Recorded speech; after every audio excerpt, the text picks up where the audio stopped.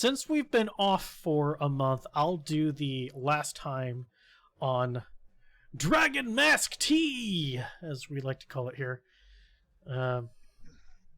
because it's fun.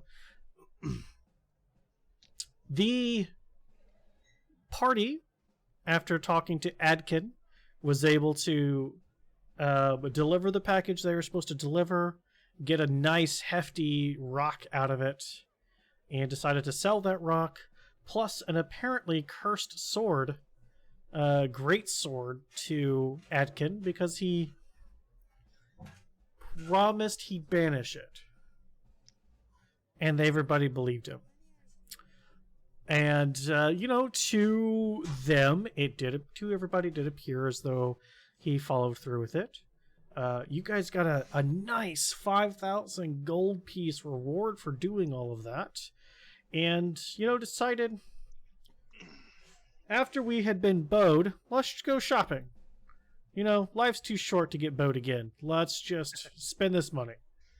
So, went to an apothecary, got some potions, went to a magic shop, and signed a contract where magic items and material components and potions would be given up front in exchange for, in the future, some highly sought after dragon parts. And it was very clearly stipulated, not dragonkin, dragon parts. Now, the age of the dragon did not matter.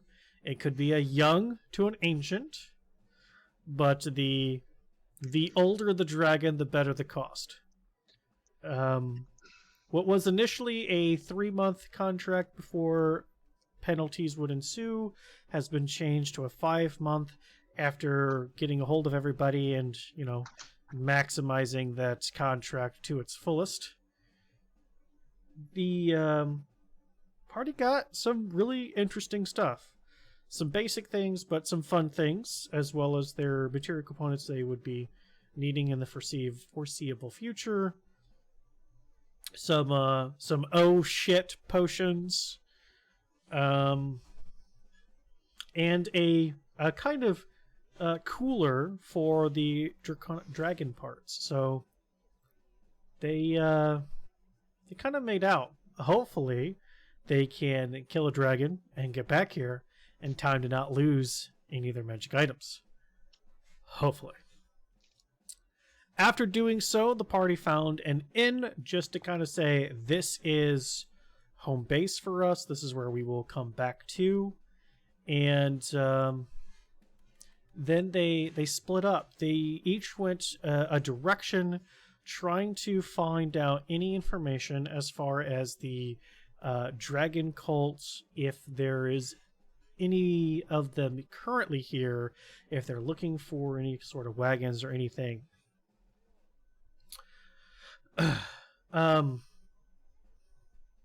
Fabious got distracted by a pretty face who likes to drink and went home with them. Yeah, he's still busy too. Vale and Virgil went down to the docks to get some information. And Talon Nekusar tried to find things around the area and didn't really find much. And then we get to Seymour. Seymour, who's a dragonborn, but a variant of the crystalline dragonborn, specifically Amethyst, I believe,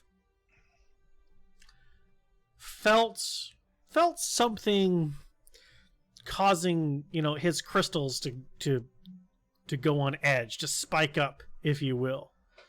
And seeing a couple of people staring at him, giving him death glares, he decided to walk around out of line of sight, cast invisibility on himself, and get one to follow him into an empty tent. And with his telepathy and the curiosity of the individual he targeted, it was successful. The target dropped their weapons off in one tent and met Seymour in another.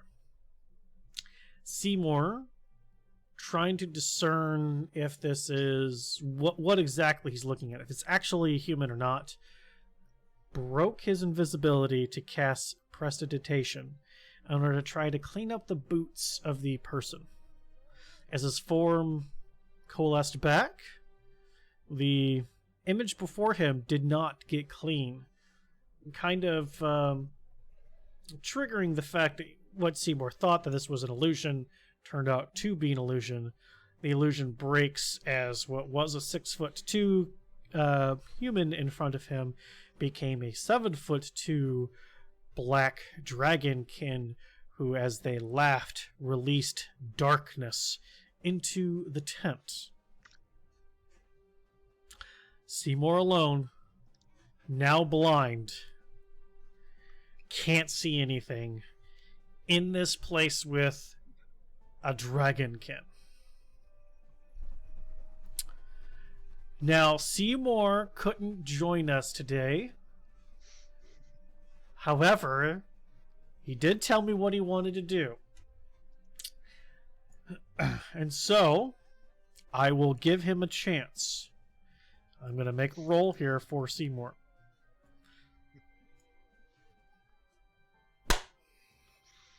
May the dice gods be in his favor. I think we already wrote him off in chat, so... Normal roll, here we go. Oh. That's not good. I mean, it's a solid 13.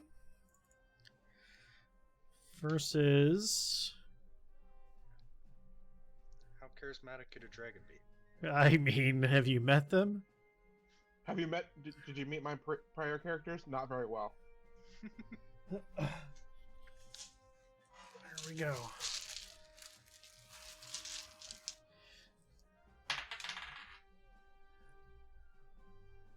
Okay.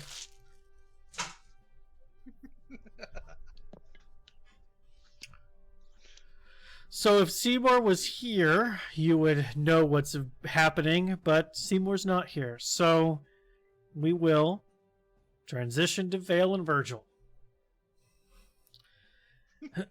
Not finding anything, not really finding much at the docks other than what was mentioned last time, that, you know, the boat across the way, across the river, there are cultists there. So, if you recall, it was believed that there were 2 teams of cultists that were meeting here in Baldur's Gate, based off the information that the note that Nekusar had in the map. So you and Virgil know that on the other side of the river is at least one of the teams of Draconic cults. You know that there was one coming from El Terrell, which even you are about a day ahead of, because they had to travel the road and you took a river barge. What would you like to do?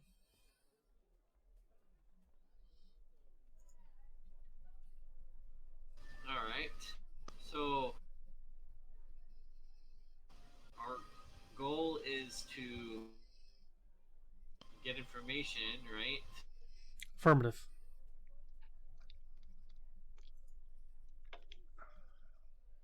Let's see here.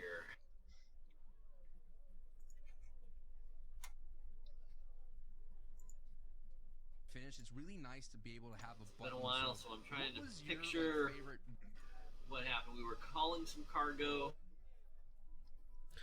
You were hauling cargo for most of the afternoon, and you and Virgil did get paid. You were hauling, actually, their cargo. That's right. Nekusar and Tal were looking for key people after noticing the cargo and just didn't find anything.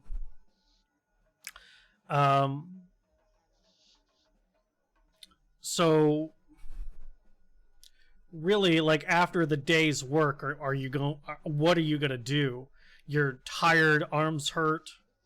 Virgil's the same way, even with his crazy corpsicle body. Well, I guess, yeah, if it's the end of the day, then I would probably just go rest, because I don't think I can do much more. Okay. So, Just gonna go back to the tavern that you had all picked out to go to.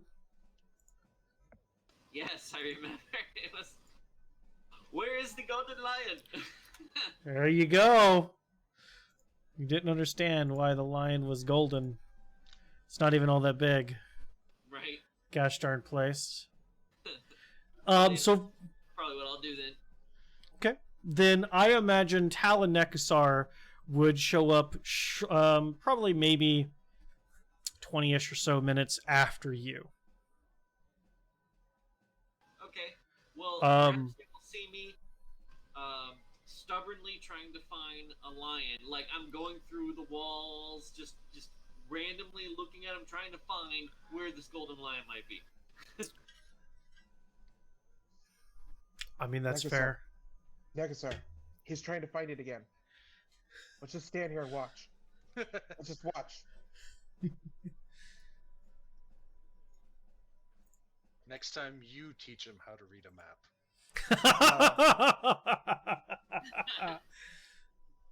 Shots fired.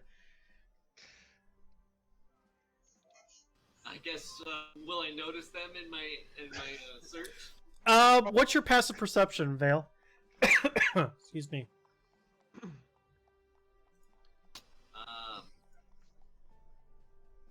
Where would that be under in my character sheet here? Let's see. If you open up your sheet of characterness underneath your perception, if you look to the very far right of that, within the parentheses is a hidden number. Kind of like a grayed out number. Is it on the attributes tab, the inventory tab? Attributes tab, yes. Underneath the attributes tab. There you'll find your skills, and then to the far right is your passives for any of those skills. Got it. All right, cool. Thank you. I appreciate Yep. it. 16. No problem.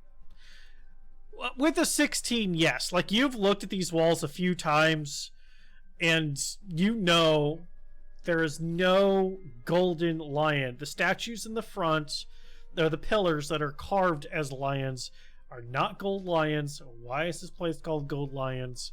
Virgil, at some point, has stopped paying attention to you, and is just sitting down at a table and just drinking randomly, while off in the corner there's a band playing.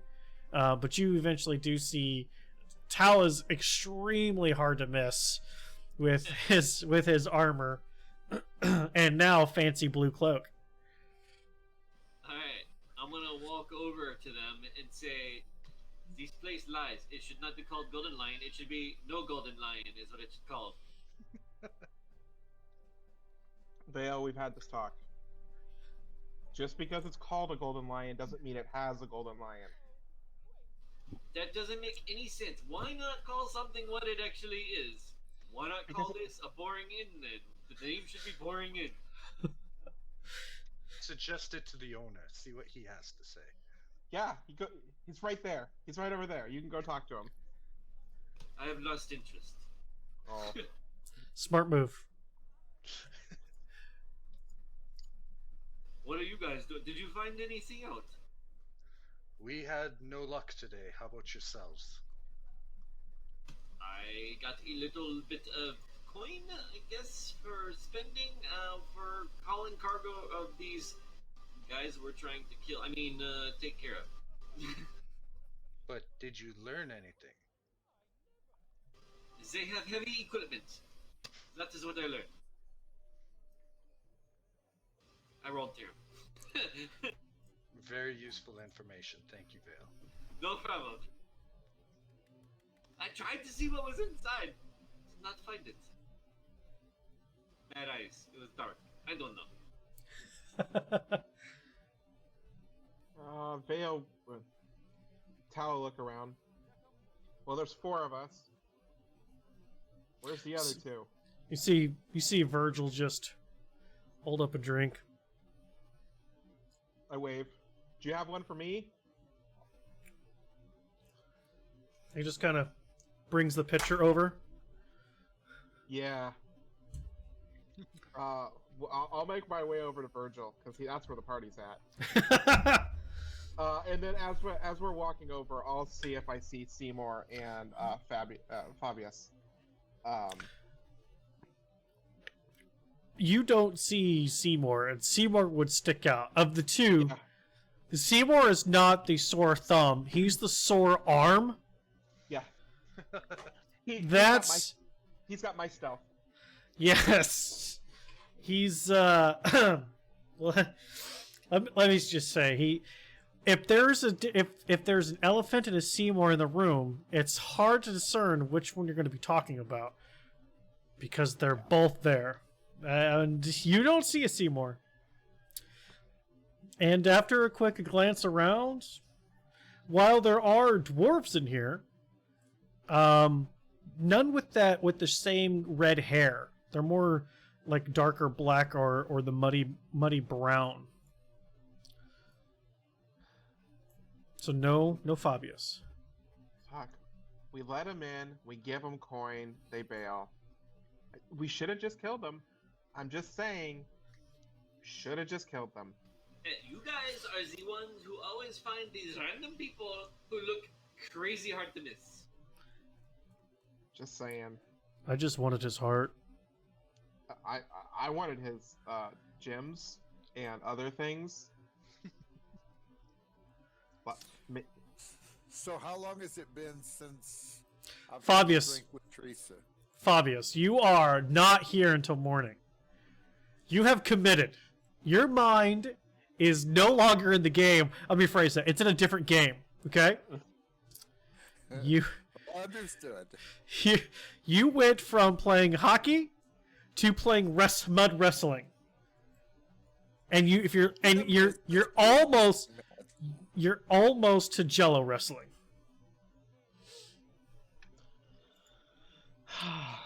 But it was such a good Jello match. I believe that. And so you, sir, are MIA until morning. And we're not there yet. Vale, are you with us? he looked like he dropped. I'm here. Are you here? You're here, but no camera. I see camera on me. It's weird. Anybody else? Anybody else see his camera? Mm-mm. I don't see his camera. Lost him. He I have gone. his camera, but it's black. Yeah, that's... Yeah. I'll try to reload. Okay. Um, Oh, it was just popping up. Damn it. So Virgil will share as you're all drinking, eventually eating as he gets a don't cook my steak, that the dragon cult, there is at least one of the troops of the dragon cult across the river that he and Vale carried some of their loot, and that they saw you two kind of looking around the same general area. Virgil doesn't put more than that together. He knows that one of the crates got opened and he got paid out of it, but it doesn't dawn on him where that money would have come from, so it wouldn't dawn on him to share any of that. So he shares at least that much. They are across the river. They've moved most of their goods up here. So, either at this point tomorrow or the following day might be prime time to find a wagon and rock out. Mm-hmm. Hey Virgil, how many were there? Do you guys see me or no? No, you're dark for all of us. Yeah, he's dark. Well, we'll see if reloading my camera magically picks you up on the camera side. Nope. Negative. You're the only one. I don't know. I'll try. I'll keep trying. I'm not doing much more until morning. Okay. Tal, what was your question? How many like cultists there were? Yeah. More than I could count. They were buying the barges to move their stuff across the river, spending the money without caring.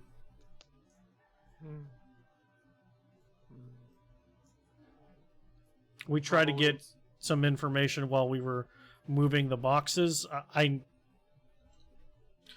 didn't see anybody that like any big dragon things again.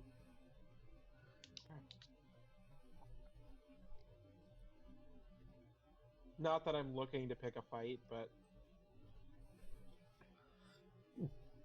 We see XSplit. Hey, there he is. Huzzah! there we go. Alright. Yeah, we have Vale. Well, maybe we just keep an eye on them. We kind of know where they are, so. At Would least you that's- guys be able to point out who the leaders were and who the people who paid you were, if you were to see them again? Oh, did we? I don't know. I'm sure you I- saw the guy who handed you money. I can tell you what they smell like. I might be able to find them. I could probably point them out. I am pretty good at noticing people. Not locations, but people. I was hungry. He had a little cut on his throat. Yeah, As so you he's- thinking about He's doing eating the raw steak. a little illusion? I wouldn't know well enough to do that. I was just Ah. wondering, because if we plan to infiltrate their ranks, some familiarity might be a benefit to us if they've already been in contact with this individual. Yeah. Something tells me they will not take random strangers. Do we have to be followers of this dragon person they follow, right?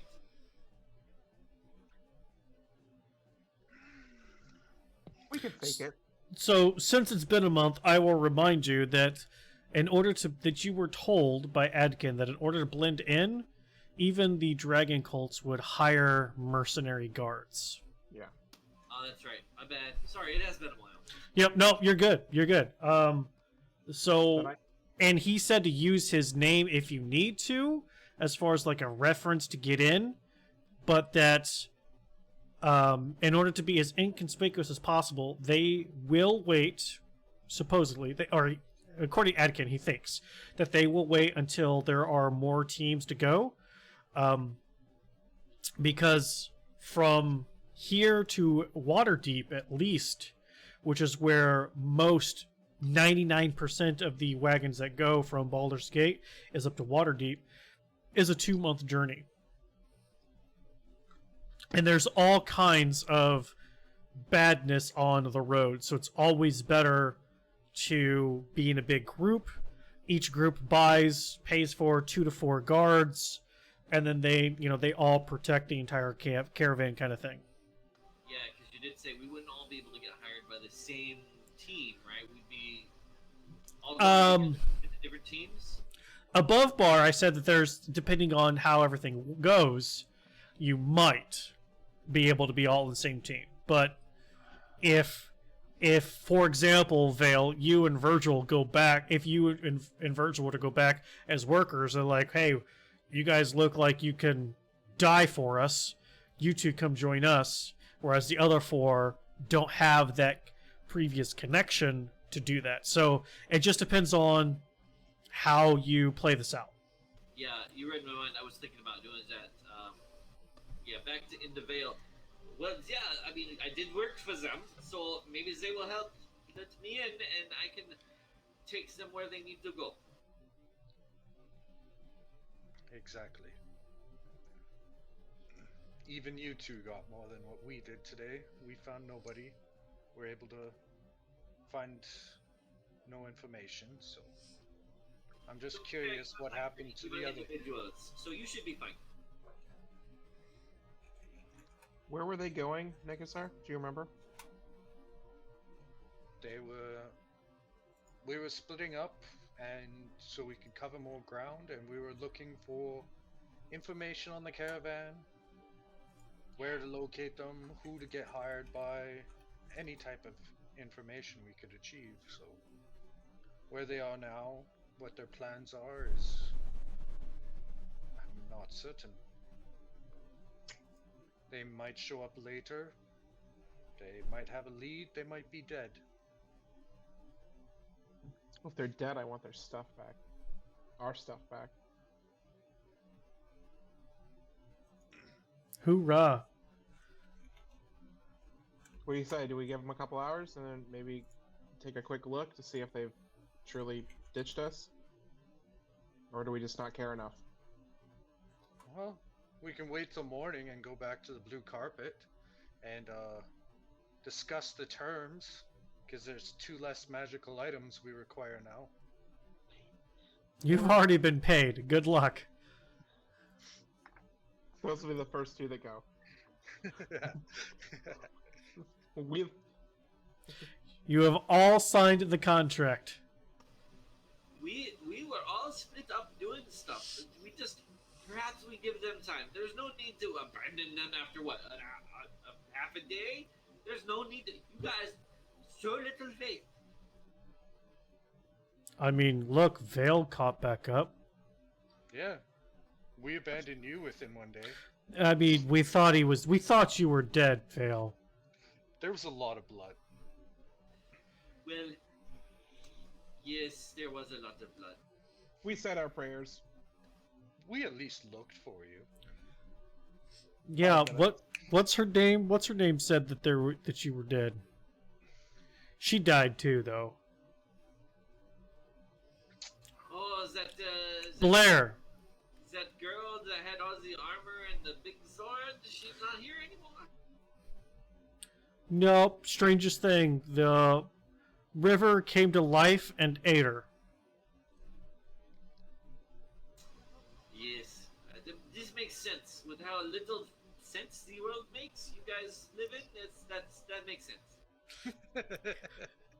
You live in this world too, Vale. I am not from this plane. You guys are from this plane.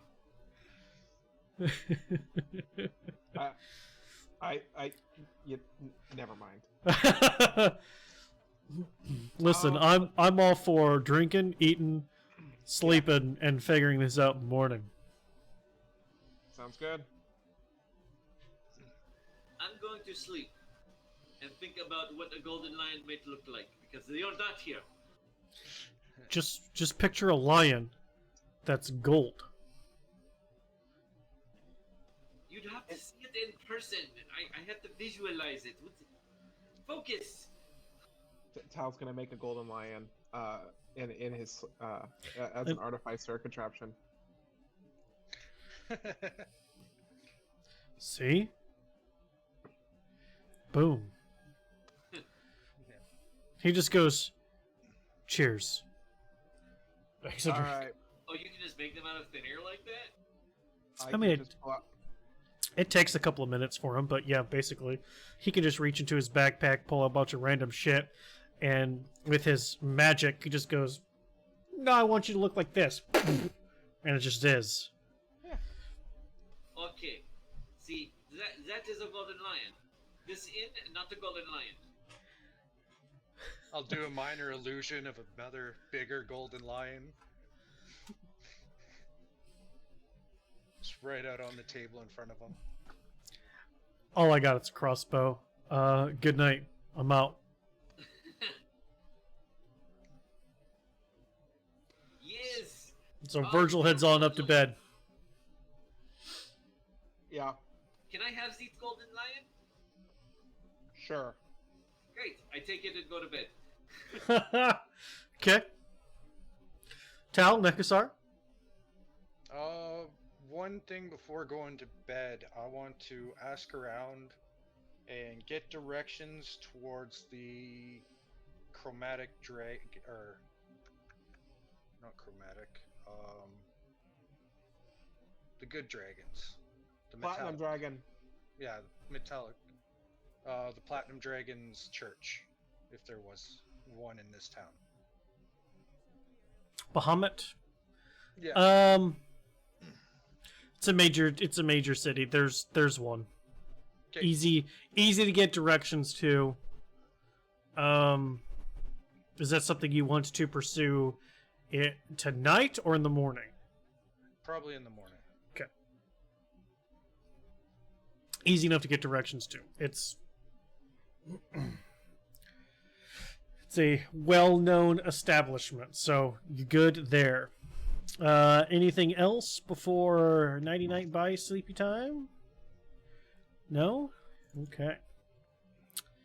Fabious, I need you to roll me a D100, please. Performance.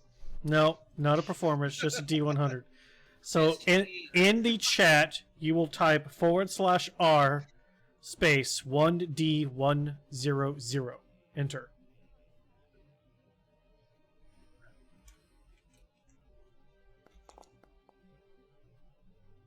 Okay.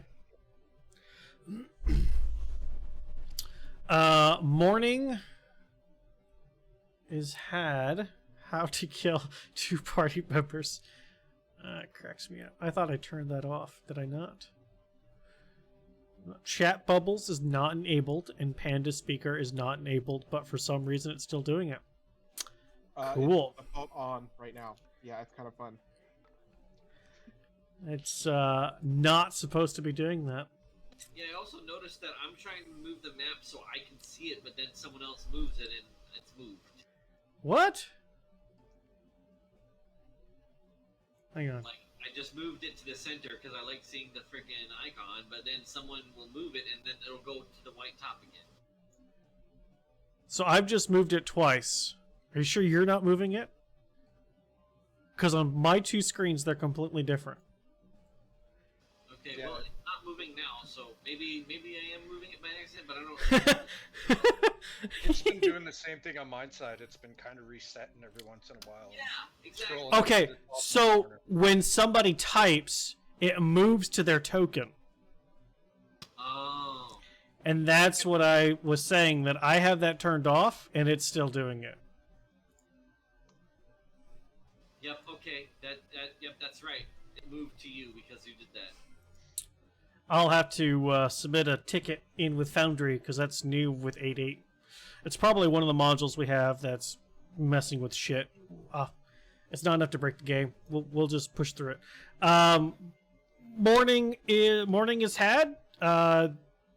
Great rest for all of you, actually. Good rest.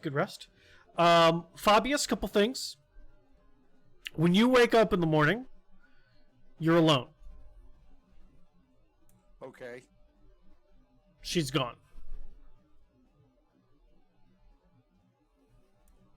Fully expected.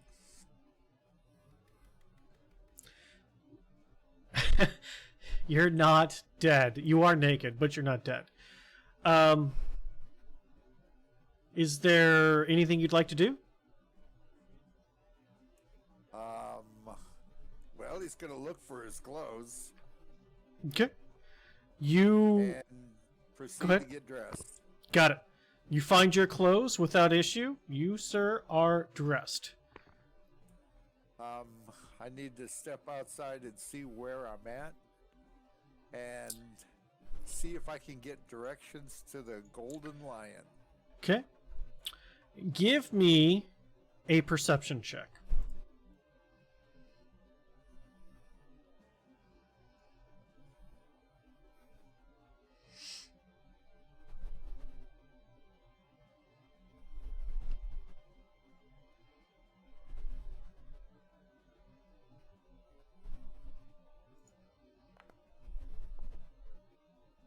Okay. When you step out of the building, you realize you're a little light. And you start... Where's my backpack? Where's my great axe? You go back into the room, which, now that you are more sober and not distracted by a pretty face, you realize is a no-tell motel. It's just a bedroom, and there's nothing in that room except for that bed.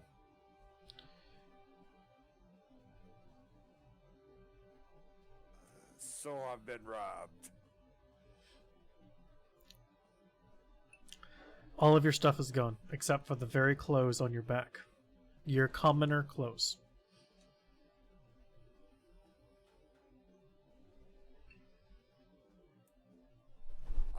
Is there any hints? Do I look around? Do I see anything? Give me an investigation roll.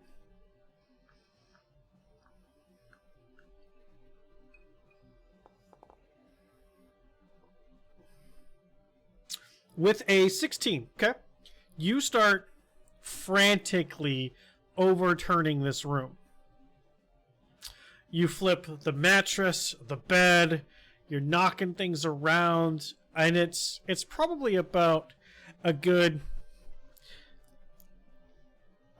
35 minutes of you searching this very small room that top to bottom you've searched at least 6 times. Before they're opening up the door is a very thin elven woman, older, has a mole on their right cheek that has a couple of hairs growing out of it. They look at you and go, "What are you doing?" I need to find this halfling girl with a scar across her face. Me too! She didn't pay!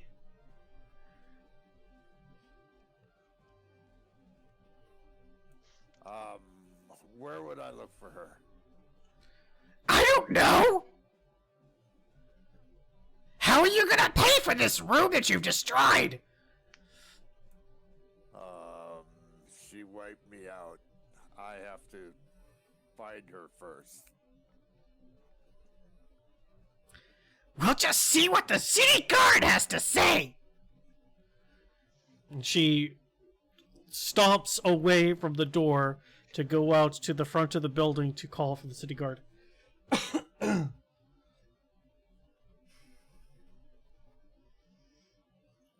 What are you doing, Fabious? He's thinking. Is he gonna bolt or not? I'm gonna have to wait for the city guard. We're gonna get to the bottom of this. Are you staying in the room, or are you going up with the lady, or what are you doing? I'm gonna go with Elfling. Elf lady, yep. Okay. So, after standing there in, like, shock and awe for a minute, as what has just transpired, you chase after the elf woman. And you get out of the front door as she's turning around and pointing towards you, and two flaming fist walk towards you, which is the mercenary guards of Baldur's Gate. One of them, a tall Luxodon, who he doesn't really wear armor too much. It's just this really long tapestry that's got the image of the flaming fist on him. But strangely enough, in his trunk is this wicked black blade that it just kind of flips around and twirls and just in general plays with. And even behind his massive trunk, you can kind of see a glimmer of "give me a reason" behind his eyes. Just please give me a reason. And the other guard that's walking towards you is a strange kind of cat-like appearance. Shorter, obviously, than the Luxodon. Kind of black fur, these crazy cat-like eyes. And they might take 2 or 3 steps before they just climb up on top of the Luxodon's shoulders. And bow and arrow just ready, and just you can see the tail just twitch ever so slightly, like they're just hoping for you to do something stupid. As they get closer to you, I need you to give me another perception check.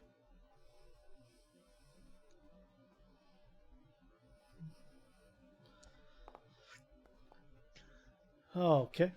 As they get closer to you, the Luxodon just kind of looks down at you and goes, "Why didn't you pay for the hotel? That's not good." He just holds up both arms, both hands wide open, and says, "I was ripped off. I have been robbed. Totally. And I need to find this halfling with a scar across her face. Very, very much. You're easy to spot." Why do you say you've been robbed? According to Tina back there, you've been here for a long, long time. Longer than most people that buy a room here. I have been looking for my stuff.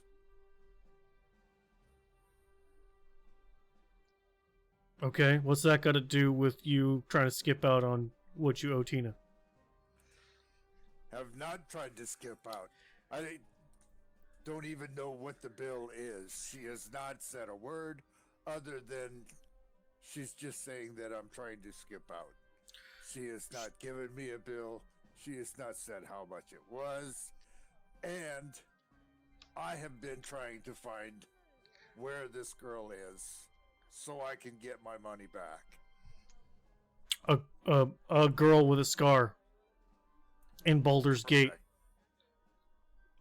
There's got to be at least 1 million of them. She's a cute little halfling with a big scar. So you think she's cute? And she's built very, very big. She works the horses. So you think she's cute? Obviously, or else I wouldn't have been there last night. What were you and this lady doing? We were down in Pints. And then you came back to here, supposedly. And then she ripped me off. You seem like you could handle yourself. Why didn't you defend yourself?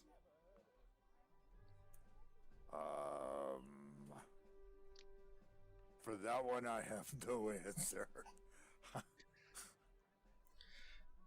Okay, so supposedly you were ripped off against a, quote, Correct.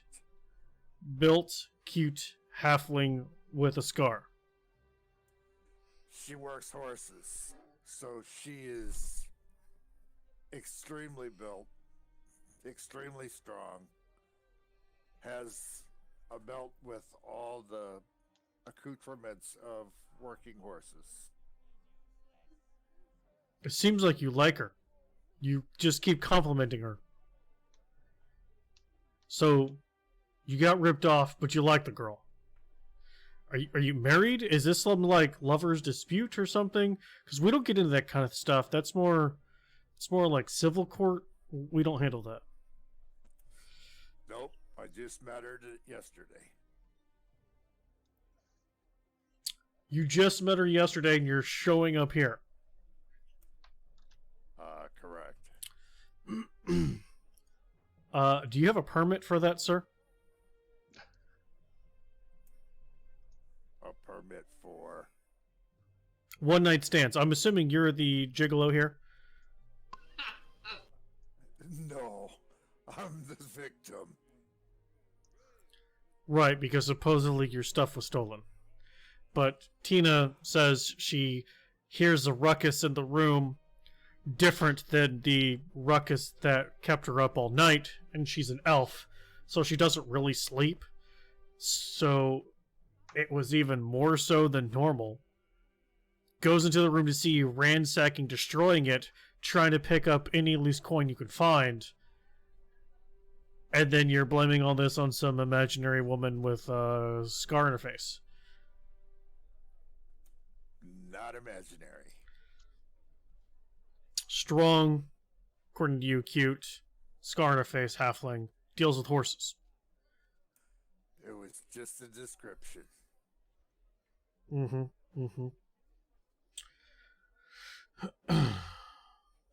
Well, we're going to have to take you down to the station. If you got nothing to pay what Tina needs for the room, you're going to have to spend some jail time. I have no idea even what the bill would us. Tina, how long were they there? And you just hear Tina starts walking up behind these two, and she goes, "They were there for 10 hours!" Right, so normal rate times for the 10, you're at 2 silver.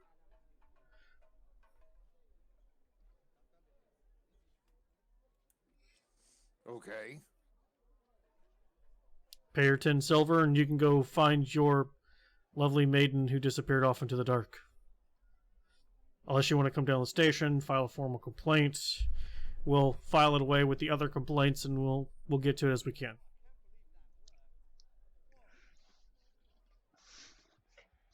And if you don't have the 2 silver, we're going to have to go down to the station. We're going to have to book you, put you in jail. Probably some community service, but you know, the courts are a little backed up right now, and you might be there for 2 or 3 weeks.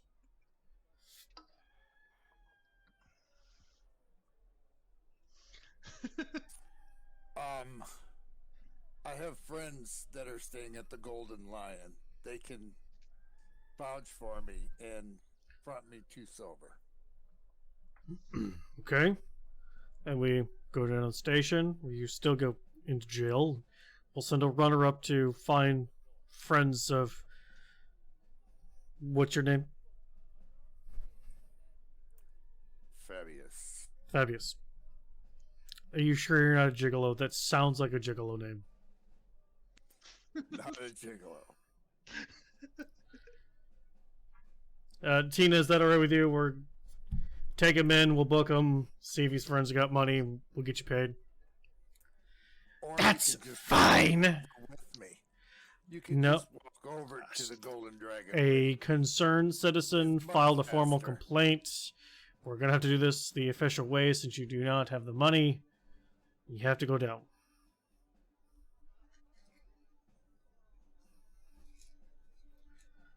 So, follow us, please. As he turns, starts lumbering. You just watch the cat-like creature turn their head around with the bow and arrow knocked, just still waiting. Tail kind of twitching. Do you follow?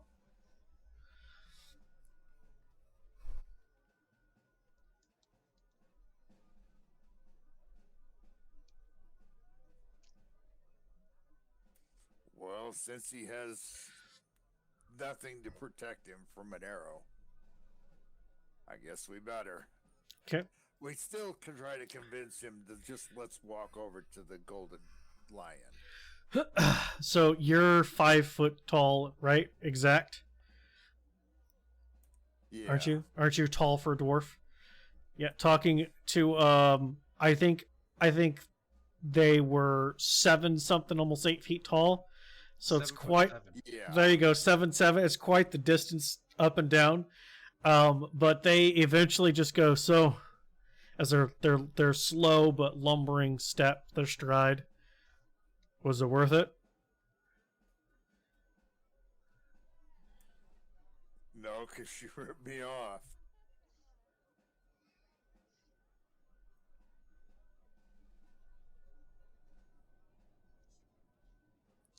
So eventually you make your way to the jail where you are booked and thrown in a cell. And they say they'll send a runner. Yeah, we're waiting for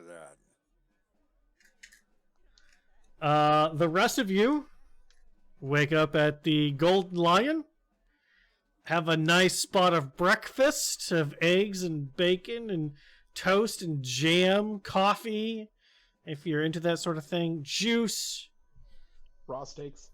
old fashions, old fashioned and steak, whatever. Ooh, that sounds good. It's probably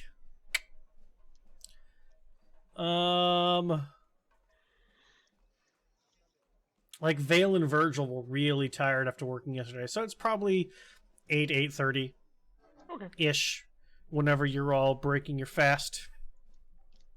Looking around, you don't see a crystal dude or a red-headed dwarf. I'll wait for everyone to get down. Tal will make the same remarks he made yesterday. Should have killed him. Now we have debt for these two random fuckers that we don't even know that took potions of healing, potions of invulnerability. They took magical weapons. How loud are you being about this? Tal probably is a little frustrated. A little bit. What's your passive perception? 16. You note that there's a few people paying a little bit more attention to you as you're mentioning these very expensive items. That's fine. Fight me. I already fought a fucking dwarf. Was he a dwarf? I think he's a dwarf. Who? Onthar? Yeah, Captain Banish Pants. Captain Banish Pants was human. No. He treated him like a dwarf. I mean, he drank like one. Yeah, seriously. Tao will look around after he goes on his rant for a couple minutes and just be like, "Fuck. Well, do we go find them? Do we just go on?" Don't we need to worry about becoming the guards for these people that we need to go somewhere out of town with? Yeah, the city's a little big to be looking for two people we have no leads on and no idea where they could be at the moment. Well, hopefully they're dead. Let's go just do our thing. Or if they ran away, they will be dead. Them and Bo. What, are we staying here again? Or, I mean, like, are we leaving, like, tomorrow? Or what? We just gotta become guards for these people, right? Let's go see if we can become guards. I've always wanted to be a guard. We have to talk to the caravan. Yeah. See if we can join them. See what their terms are. They may want us to camp with them. They may want us to come another day. Yeah. Hey, Nekusar. Do you think I should not look like this when we go talk to them? I think it makes you look extra intimidating. Very good guard. You look like you look. I don't know what else to say. Do I believe him? Believe whom? Nekusar or Vale? Nekusar. Roll me an insight check.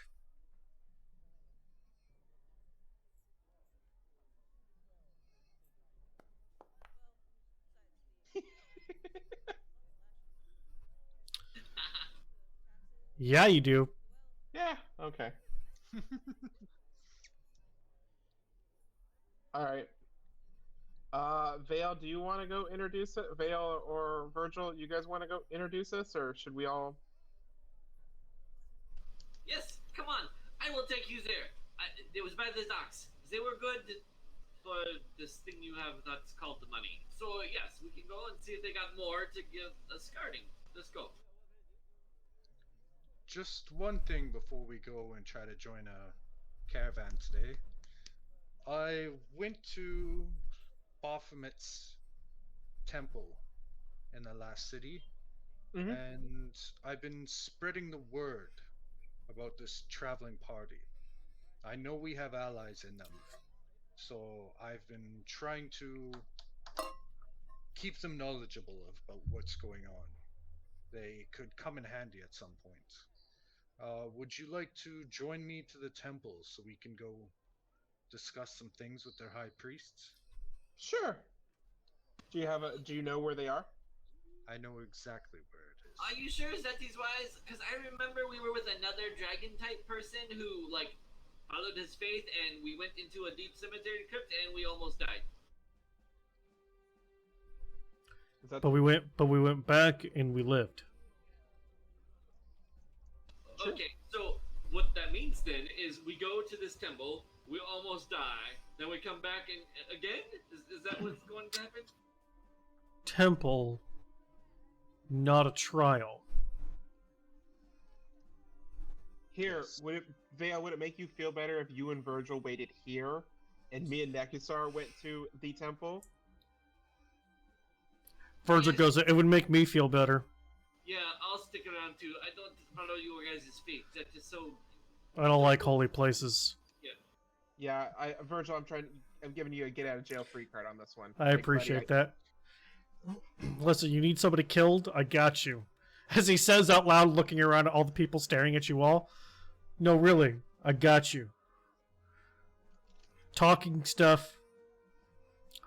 And he just pulls out his nice, shiny +2 crossbow. Just pets it. I let Bertha do the talking. Oh, you named it now? Oh yes, this one's pretty. All right. I All right, don't know well- what you can say. I don't hear her, so... You don't speak right. crossbow. Fair.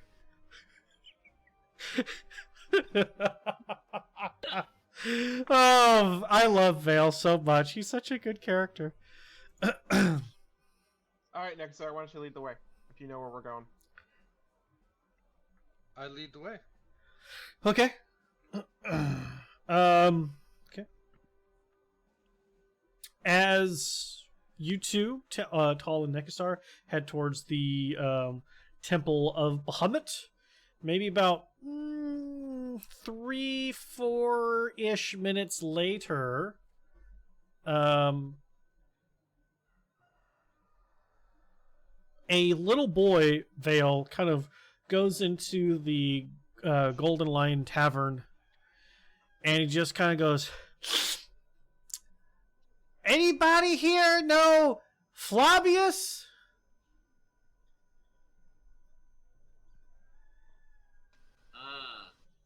No? Wait a minute. Alright. Huh? That, Fabious? Oh, I remember a weird-ass named dwarf, something like that. What name did you say? Fabious? I thought it was Fabious. Is it Fabious? Flab, stay Ryan, it's your language thing. What, yes, I think I know him. A tall, short man with big red beard? He did have a lot of hair on his face, yes. Would you call yourself a friend? I mean, He said he had friends at this place. I'm just looking for his friends. yes, sir, we can be friends, yes, why? Are you interested in bailing out his massive debt? Massive debt. What? Listen, this guy owes so many coins. I never seen so many in my lifetime. Okay, where do these coins need to go? We just gotta go down to the barracks where the jail is. Wait a minute. Jail? Where they keep people who are bad? What? Yeah. He's bad. No, I don't want to go.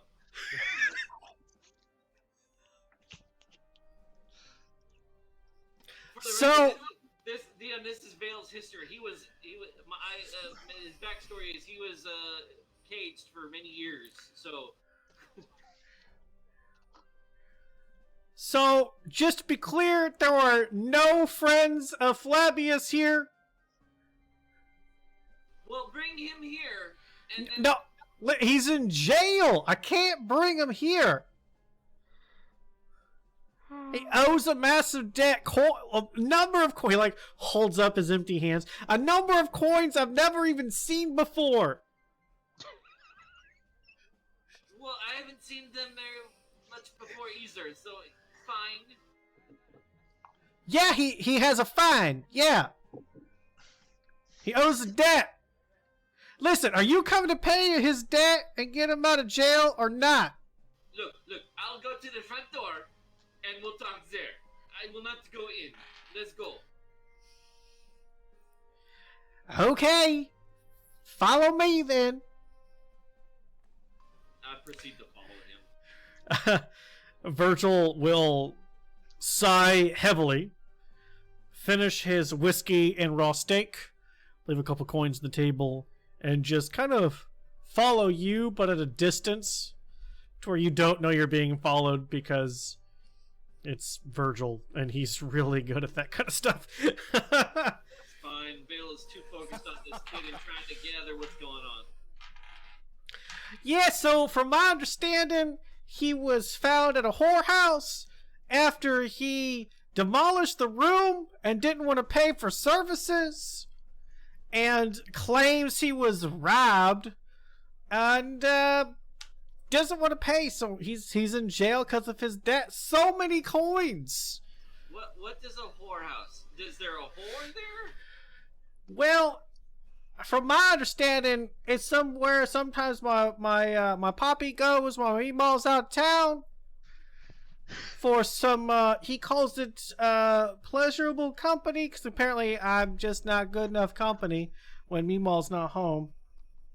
Pleasurable company. Well, Tal and Nekus are a pleasurable company. So yeah, I'm sure that can't be bad. But you gotta pay for it. I don't know. It's weird. It's adult stuff. So many coins, though. Wait a minute. You have to pay to go to a house to be with pleasurable friends. Yes! Isn't that weird? It doesn't make any sense to me either. Like, I just go down to my friend Jimmy Bob's house and we play with frogs in the creek. Right? That's pleasurable company right there. Sometimes you get those big old fat frogs. You get some frog legs. It's good eats. Oh, I believe it, man. These animals are good eating. As Vale, little boy, and Virgil go to jail. Talanekusar.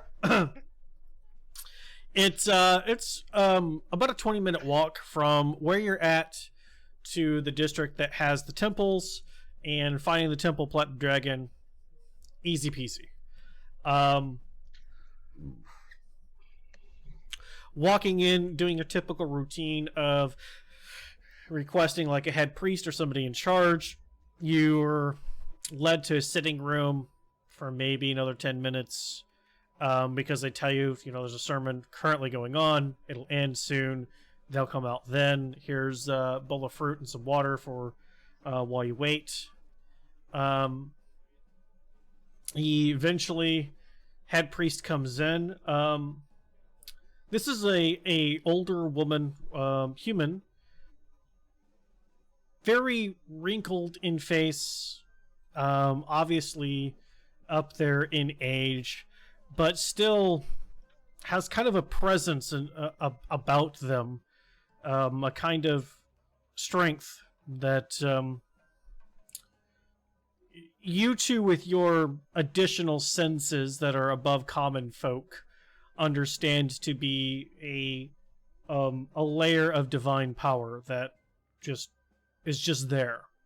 Now, whether she purposefully lets that be known or she doesn't know about it, whether it's a blessing of the god, you don't know, but there's something there. And what do you, Nekusar, what do you say?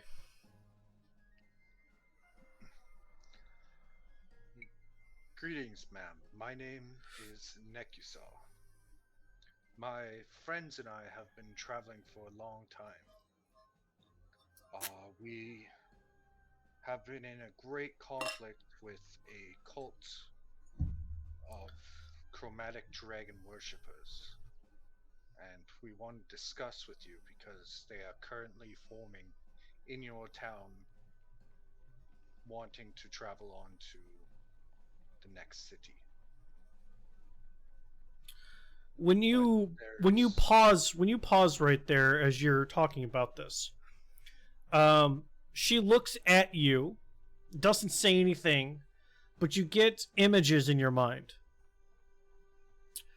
of receiving a letter, but the letter itself is blurry, except for a couple of parts that is written in common, Nekusar. Your name is written. And then at the bottom, again, the contents are blurred, but the bottom is the high priest from El Terrell.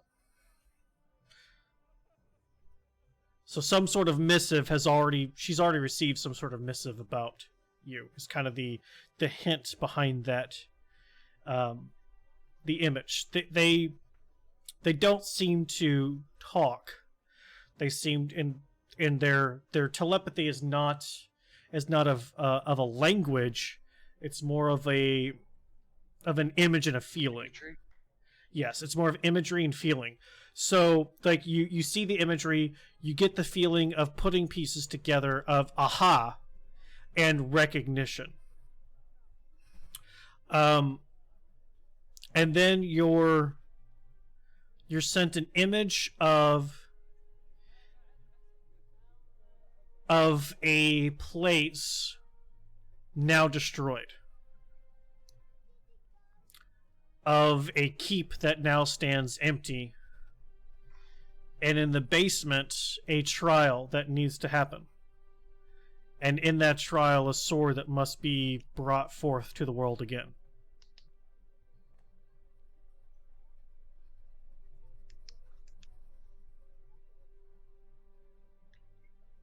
I see you already heard about me, and you know more than I expected.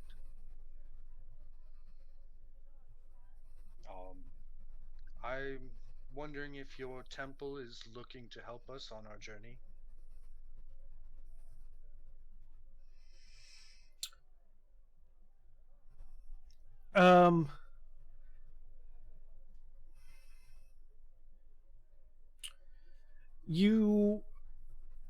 You kind of see Baldur's Gate kind of looking out of a window from a perspective you have not yet seen. And out of this window, you see the sun set, the moon rise, the sunset, the moon rise, sunset, the moon rise, sunset, the moon rise, as a passage of time. But eventually, when the moon rises, it's a full moon. Give me an intelligence roll.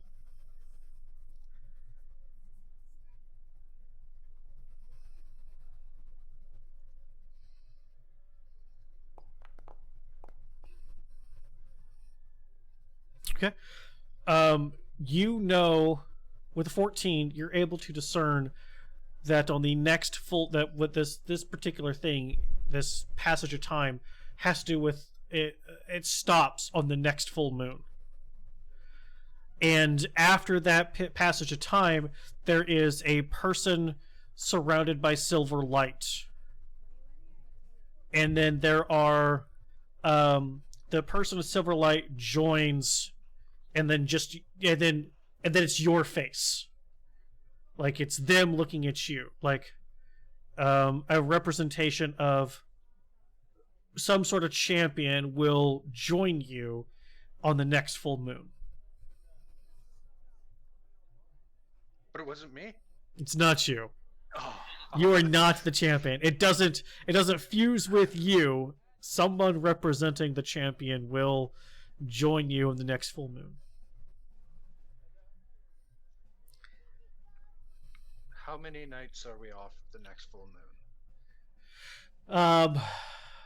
You know that the last full moon was maybe 3 or 4 days ago. So you're basically telling you that about a month into your journey, you will be joined by the champion.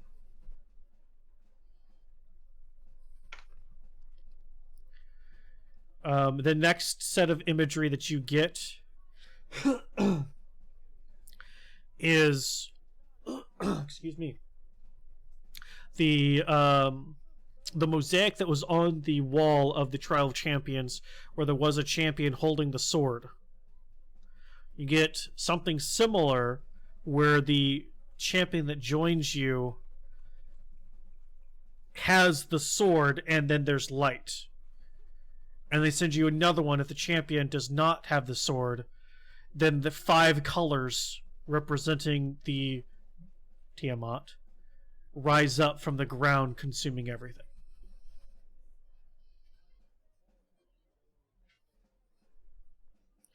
So as long as the champion has the sword, there's a chance, is kind of the imagery that you're getting from this priestess. Am I getting any of this imagery? Or is it Nothing. just like I'm... Nothing. You see Nekasar talking, and then just like just like stops, is like completely still, and then talks some more, and then is still, like zones out still. Yeah. But I would be able to put 2 and 2 together. I mean, you could see like the intense stare from the priestess at Nekasar, and then when that happens, Nekasar going kind of limp a little bit as they're processing so much information at once. With your intelligence, you know exactly what's going on. You know what's up.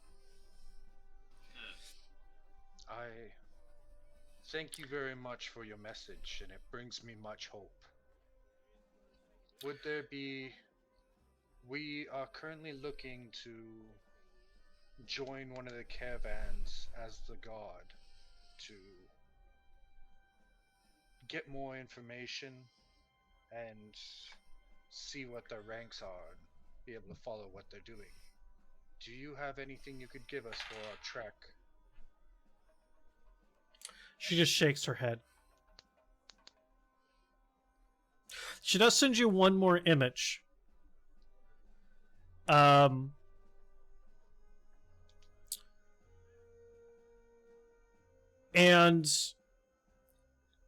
it's difficult to interpret, but you get like it's more of a feeling of a curiosity. Where is the black sword? Because that was mentioned at the previous establishment, because they wanted it to banish it. Kind of like the note is brought up because it would be mentioned in the missive that she got. So it would have the name of it and then a question mark. So my colleagues sold it because we were short for money to a caravan owner named Atkin. He's supposed to be a well-known man on the outskirts of town. She just nods. Promised to banish it himself. We highly believed he was being honest. He seemed like a good man. She just nods. Not in agreement of the good man part, more so in the understanding of the of what transpired. I certainly hope he brings it to you to properly banish it and do the right thing. Her eyebrows kind of furrow down, and then there's a more stern nod.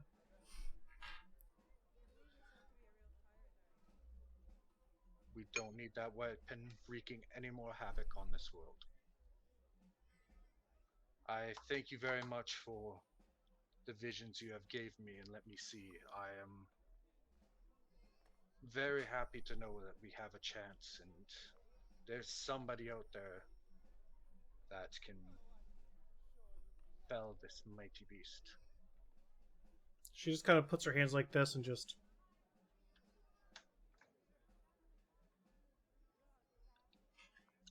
Tal will reach into his bag, and I'll grab one piece of platinum, Okay. and I'll give it to her. She accepts it, Okay. and then gives you a nod, and you get an imagery of not the Platinum Dragon, but of an image of the Platinum Dragon, and then of the image of Torm's draconic form, and of recognition of that connection, and just a polite bow. Cool. I kept myself because of that connection. So Still kin, and still on the correct side of the morality spectrum. So, you get that? And then she kind of just gestures in a general, is there anything else kind of a thing? Do you have anything, Tal? nope. Thank you. And I bow. She just gestures her hand and the door opens. And then led off out of the temple itself. What would you two like to do? Anything else after your interesting excursion to the temple here? Well, I'm good heading back to the Golden Lion to meet Okay. up with Vale and Virgil. We said we'd be back shortly to meet up with them. Along the way, as long as there's not too many people nearby or crowded streets or ears, I'll kind of explain to Tal my visions and stuff. Okay. I'll explain to him about... I mean, easily done, as you have message and can just I guess, yeah. like on like the really busier places, you just kind of cover up a cough and say a couple things, and then whenever you're not around people, just talk quietly. Easily done. Yeah, we both have message. So What am I doing? You just do one of these numbers. yeah, Just wrap We have the we have copper telephone. ring around your finger and just okay. Well, I mean that's strange. I mean I didn't even know that. It's like a phone. Yeah, I mean it's just a piece of copper twine is the component. You can on my mages I always have it built in the glove that I wear, so that it's just like a perpetual ring in the glove. I would assume I have copper in my armor at all times. I mean easily. Yeah, no worries there. Okay, so about with you talking a little bit longer, by the time you are getting back to the inn, it's probably been about an hour and a half. So you're at 10, maybe 10:15-ish whenever you're getting back. And now we'll go back to Vale, Virgil, and so the little boy takes you to this place, Vale, and he goes, "Okay, so your Flabarkius's friend might be here to pay, maybe not, but you don't want to go into the building. Is that right?" That is correct. I want to talk to someone else here. All right, I'll see if I can find someone. I don't know. I'll be right back. Okie dokie. Okay. Maybe about 3-4-ish. Time is weird. You don't really care about that kind of stuff anyway. Eventually, we'll just say that. Kind of bending down to get out of the small door, you see a 7/7 Luxodon coming out of this area. It's an elephant person, right? Yes. Yeah, no visible armor, just kind of a tabard, a white tabard that has the image of the flaming fist on the chest. They have a quarterstaff in one hand, and in their trunk is this wicked black blade. As they step out, you see shortly behind them is kind of like a humanoid Black Panther looking thing. The more and more you're in this world, the more and more it looks like yours. All these fey creature things that are coming out. But as soon as they're both outside the door, the cat creature quickly climbs up to on top of the Luxodon, pulls out a bow and arrow, and just looks around. Tail just kind of flickering in the air. I'm gonna say, so more than just dragons walk on two legs here. That is awesome. Do you have a golden lion? Do you know where the golden lion is? Because I don't see a golden lion, but you are not a golden lion, but you are a cool looking cat. She is a cool cat. Are you Fabious' friend? Yes, a shortish, stout person with lots of hair on his face. Yeah. Okay. Yes, I know this person. Are you here to pay his debt? I don't see why not. I got paid yesterday. Well, I can probably pay some. How is it?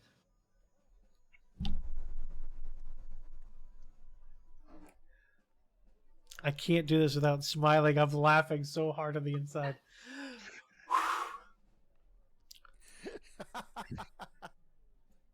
It's 2 silver. Okay, because Vale doesn't actually know money, he's gonna pull out all the money he got and says, "Which one of these is it?" Elphus picks up one of the gold coins, puts it into a pouch, and brings back out 5 silver coins and just sets it back down into your hand. His debt is paid. I'll go get him. Wait, I gave you one and you give me more. This is awesome. You are really a cool cat.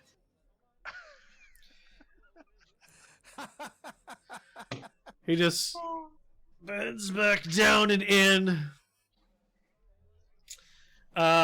Fabious, after,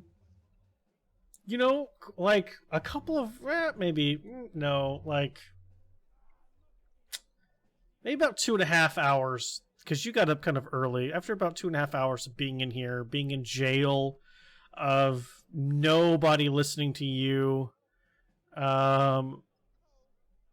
nobody giving any fuck about you being robbed.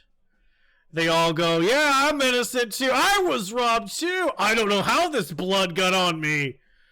That wasn't my dagger. Somebody put it in my hand. I don't know. I'm with Fabious here. I'm being set up. Like it just spreads. A couple of people are beaten in order to be told to shut the fuck up. And eventually you just kind of get the hint that nobody's caring. Your plea is falling on deaf ears. Eventually a giant Luxodon comes back, keys in a hand, and just kind of looks down at you and goes, Fabious, redheaded dwarf dude, you're free. You apparently really do have friends at the Golden Lion. Although I'm not sure you want this guy as a friend. He's odd. But he paid your bail, so he kind of puts the key in and opens the door, or starts moving the jail cell aside, and one of the people off in the corner tries to dart out. And as he gets just past the gate, that trunk whips down with that dagger, stabbing this person in the back. And you watch as from that wound, this black necrotic energy just spread. And the flesh starts to wilt, and the body just falls to the ground. Okay. And he just opens the door a little bit more and goes, "Come on." We're out of here. And then he shuts and locks the door. He leads you to another room for ending paperwork, and has you sign a couple of forms, and leads you out on your way. Out we go to meet Vale. Okay. As you go outside, you see Vale there. Give me a perception check.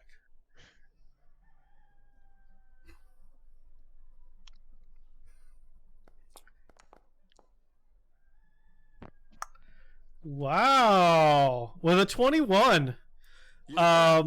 You're able to see Virgil even off in the distance, just a little hint. If you didn't know what he looked like, you wouldn't know that he was there, but you're keeping your eyes out currently, as you kind of feel hurt, a little ashamed, a little embarrassed. Absolutely. What do you do? Yes. Where's your stuff? You don't look like you're wearing as much as you did before. Yeah, I was, we'll talk about this whenever we get back to the inn. Okay, if you say so. Come on. Let's go. Yeah, I don't really want to talk about all of this in front of the jail. Okay. I wave to the Loxodon and the cat and say, "Thank you very much. Have a good day." They're just gonna give you a wave and walk back in. Okay. Go back towards the end. All right, so you guys, both groups, are gonna get back to the end relatively about the same time. Actually, let me 20. Talking, getting, signing, leaving. Vale and Fabious and Virgil, you'll get there first. Whenever you guys walk into the Golden Lion, there is a I would say a younger gentleman, younger guy working the bar, and he goes, Fabious, right? Yeah.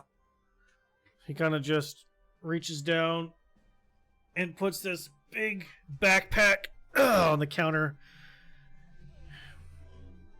pushes it over towards you, and just says, "Some halfling woman dropped this off. I don't know. Next time you had fucking packages delivered here, I'm charging you." Next time I'll pay for it.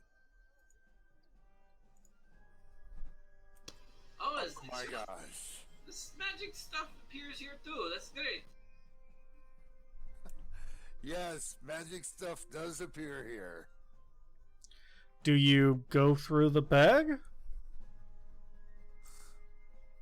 Yeah, absolutely. Just to check, make sure. Okay. So as you all kind of sit down at a table, you open up the bag, going through things. Cursory glance, everything looks like it's there. But you find something a little different. You find a note.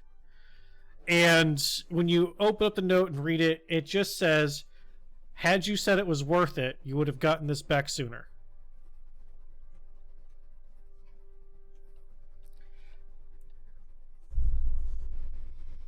That's all it says. That's all it says.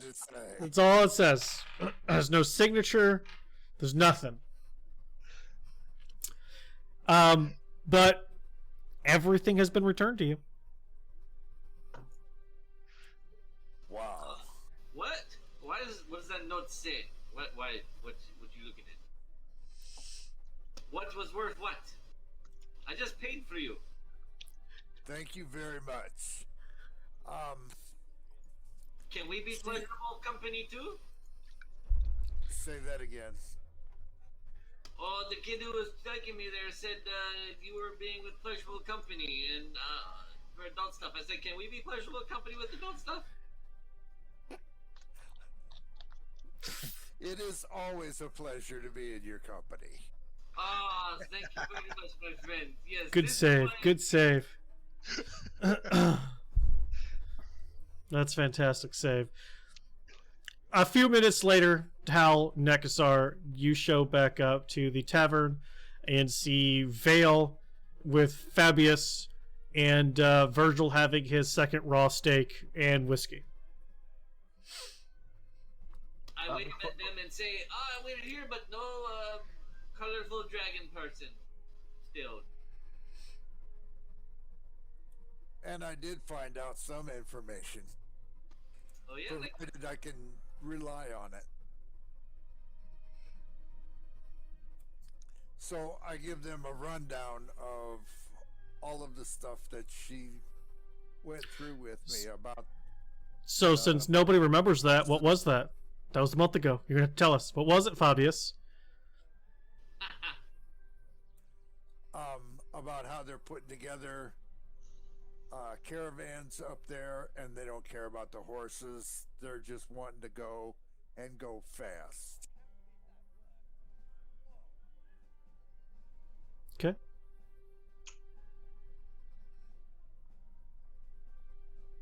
that is wrong. These animals are taking them places. They need to be taken care of. And I think we could probably get in acting as animal handlers. Virgil just kind of looks around and goes, I'm fairly certain most animals will smell the blood on me. I don't think I'm handling anything except to kill it. I'd make a damn good guard, though. I am pretty good at handling animals, although I have no idea why those horses were not there when we were done with that place. Well, do you want to explain to us where Seymour is? He was with you last. Seymour ended up taking off on his own. I am not sure where Seymour went. So you split up, you lost him, you made us sign a contract that has his name on it. Are we able to see if this person is still alive? Would not his name be crossed off if he was dead? No. It's not how it works, Vale. What do you mean? He's no longer here, therefore his name should be stripped from this list. Automatically, is that not how it works? You know, Vale, we can test that. You sign your signature on this table and I'll kill you. Let's see if it disappears. Okay. No? It must be that crossbow talk. Fabius, do you remember where he was?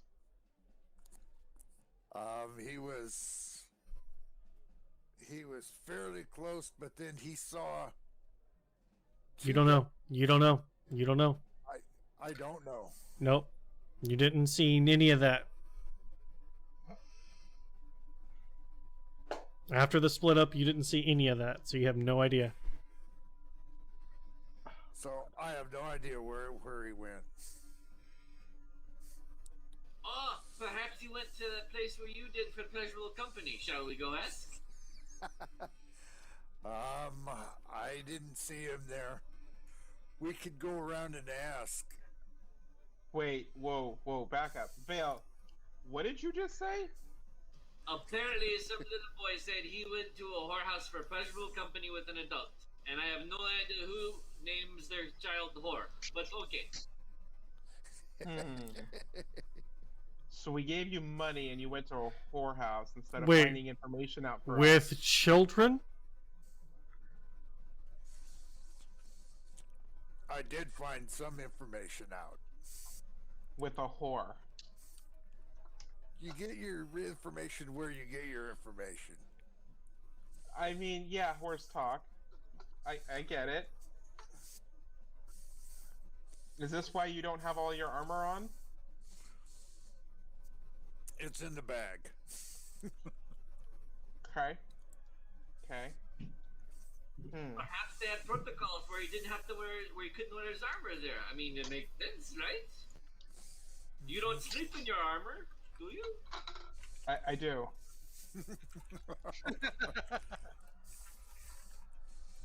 Because I travel with you people. It is very uncomfortable. But it beats the alternative, which is being dead. We do need to find Seymour. He was your partner.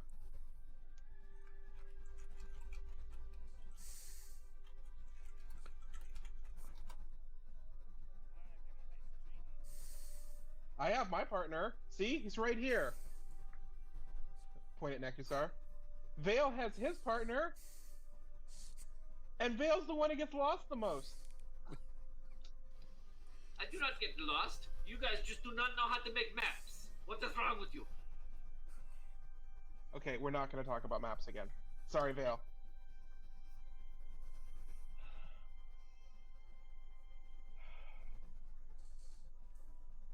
We can go see if he's around.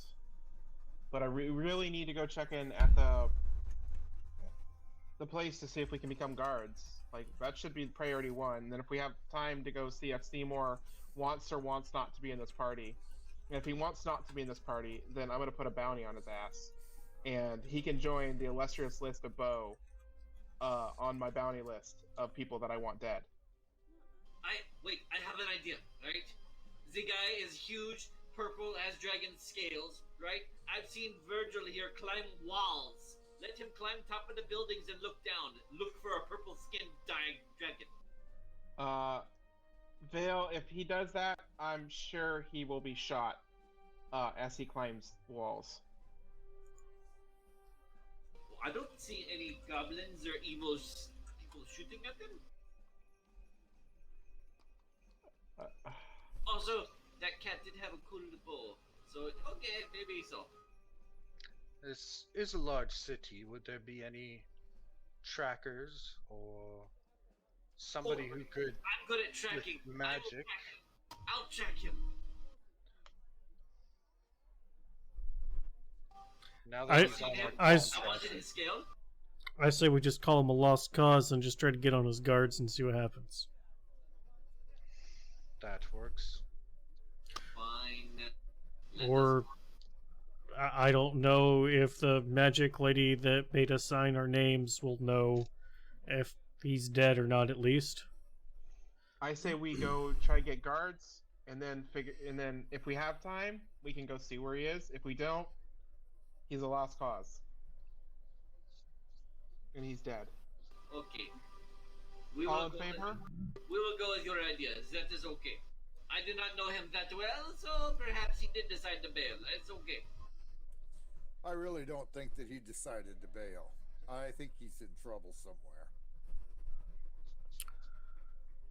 Well, if you believe he's in trouble, I mean, it's what do we have to do? We have to weigh our options. Do we go and get the big thing, the dragons and stuff, or do we go and find this big dragon who hopefully fights with us? I mean, we are more people. It might be not bad to have him with us. So yeah. I don't think that we need to split up ever again. Splitting the party sounds like a horrible idea. I agree. I mean, it's a horrible idea. There's a bunch of horrors that happen when you split the party, yeah. Mm-hmm. Then let us all go and decide now. Let's do votes. Raise your hand to go find what's his name, or go by guards. Wait, before we decide, what did you guys find out at the temple? Any help? Any leads in a direction? Nothing for the moment. Yeah, that does not surprise me. This platinum dragon you speak of has not told me anything, so therefore he does not exist. We just have to stay alive. Stay alive. Platinum Dragon wasn't pissed off that a disciple of Torm walked into his temple. I mean, that's always a good note. What does Torn have to do with the Platinum Dragon? I'll tell you history later, Vale. Do we have anything of Seymour's? By any chance? Tal, did you ever get any skin? That was today's thing to do. I was gonna steal a gem. Fabious, do you have anything of Seymour's? No, I do not. I did want something of his. I wanted the scale because it was pretty, but I don't know if I got it. I can't remember.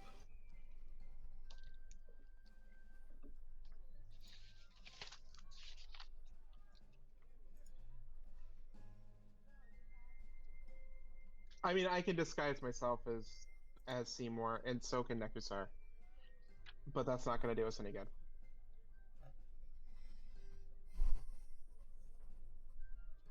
No, that doesn't help.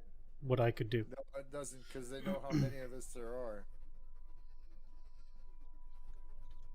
Okay, I think Let's just go see if we can become guards. If not with them, with somebody. There's got to be more. Okay, let's go to the place where we called stuff there for them. Virgil, we'll take these guys. Okay.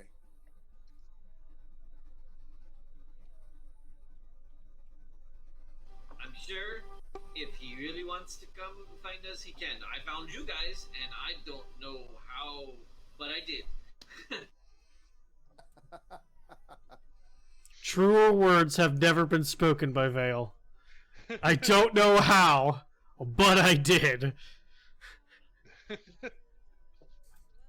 like that one time we got lost. That's so We good. will keep an eye out for him as we go. Okay, that is a good plan. Multitasking.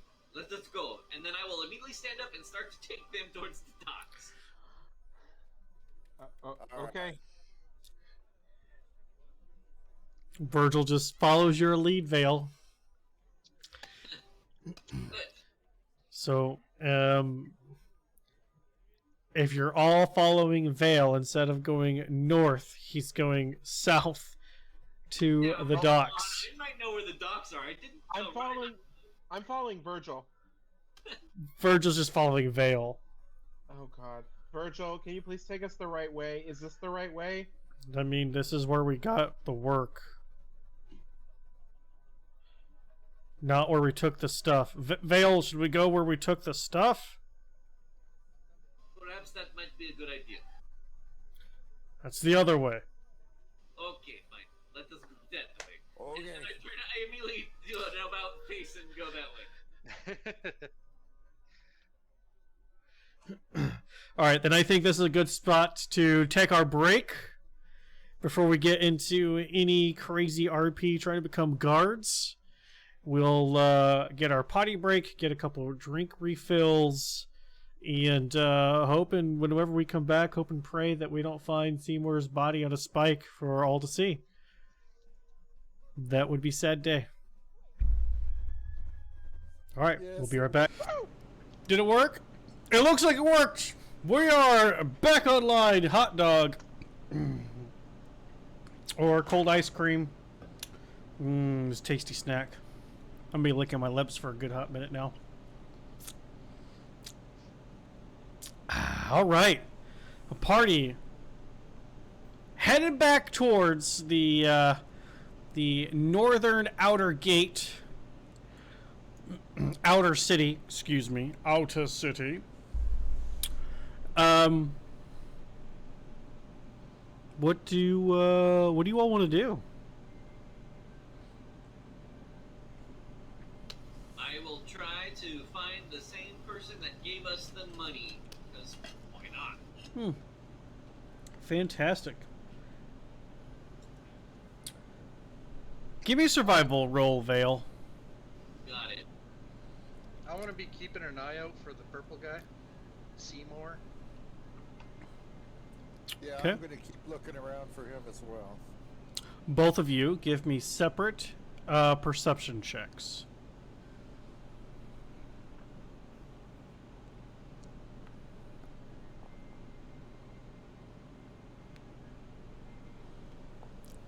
Well, I'm not seeing anything. Excuse me. Okay. Let's start with Vale first of all, the 22. Excuse me. You go back to the spot that you were paid at. You don't see the person that paid you. But you do see a couple of people that you recognize that were moving some of the boxes. You could go talk to them if you want, or try to find another avenue here. Hey, a familiar face to me is a place to go, so I'm gonna go to those people. Okay. Nekusar, Fabious, you don't see Seymour.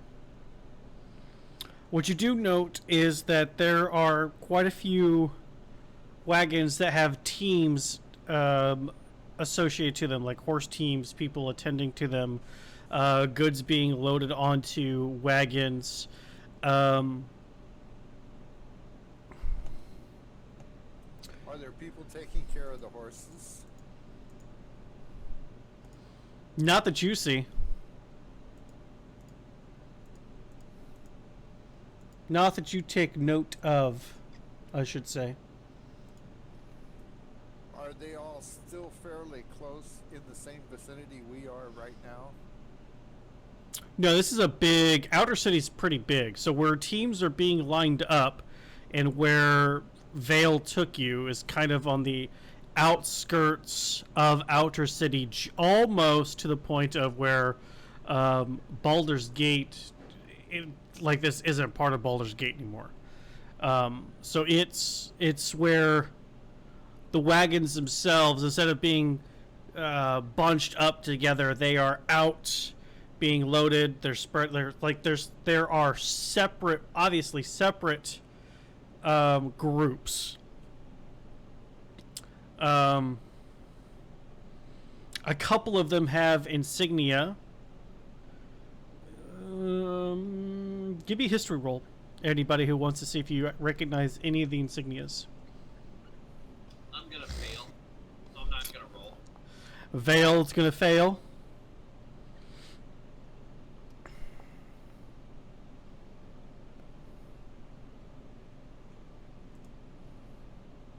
Wow. 20, 18, and 20. Damn. Some good rolls. That is some really good rolls. Go team. It's our only good rolls of the night. Hell yeah. So Man, I'm gonna, probably. what are you guys doing? I don't know what you see.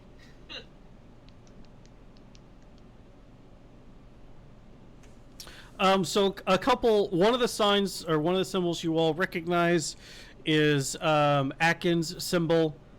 As far as on a lot of these wagons, it seems like a lot of these people purchase wagons from Akin. One of the flags that are currently being flown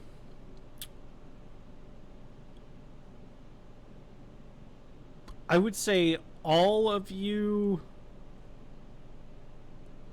No, I would say Nekusar and Tal would recognize. Fabious, you weren't there, so it's the only reason you don't recognize it. But Nekusar and Tal, you recognize this, the flag that's being flown as Night Hill.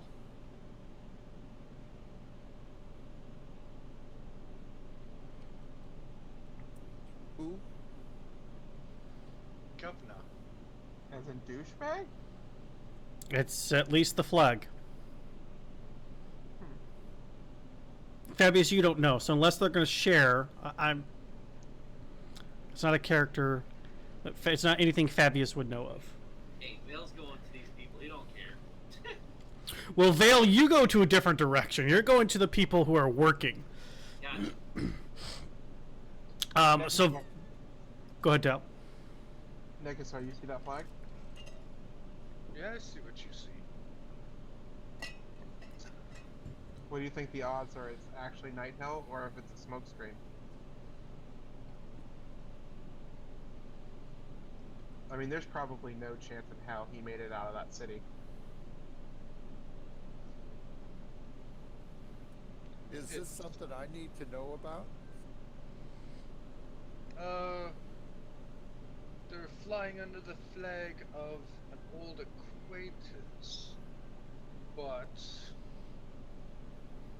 from what I know is there was very heavy cult activity as well in that town. So we are unsure if these flags have been taken for disguise purposes. We can.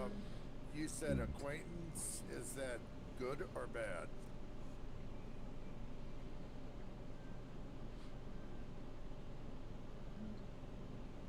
He was good enough to me. He gave me a castle. So.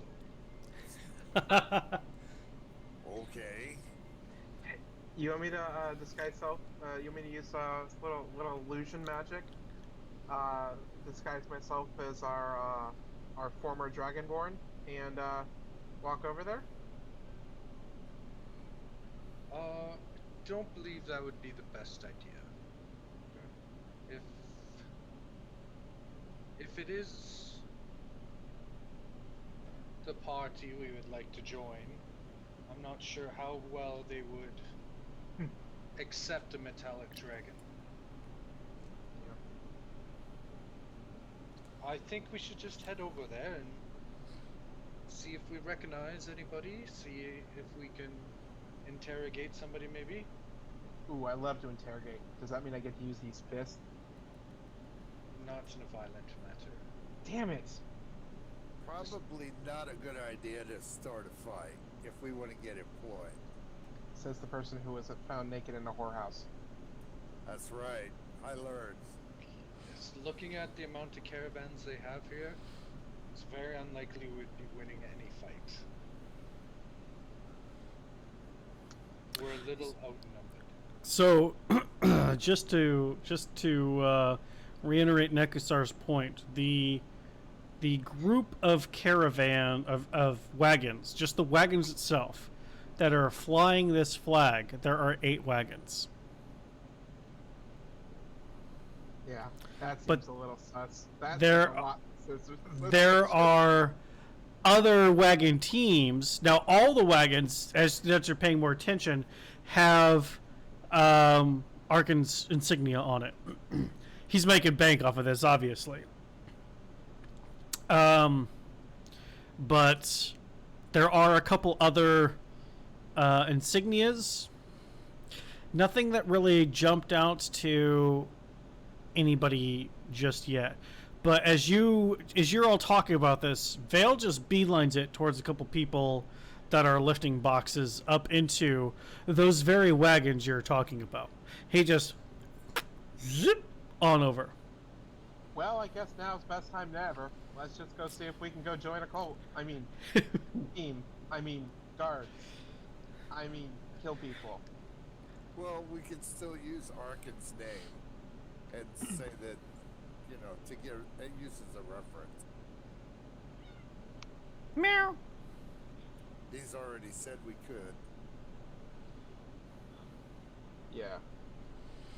All right, so Vale, since you're a few steps or so ahead, you get over to the face that you recognize as they are lifting a crate and putting it into the back of the wagon. All right. Well, hello there, folks.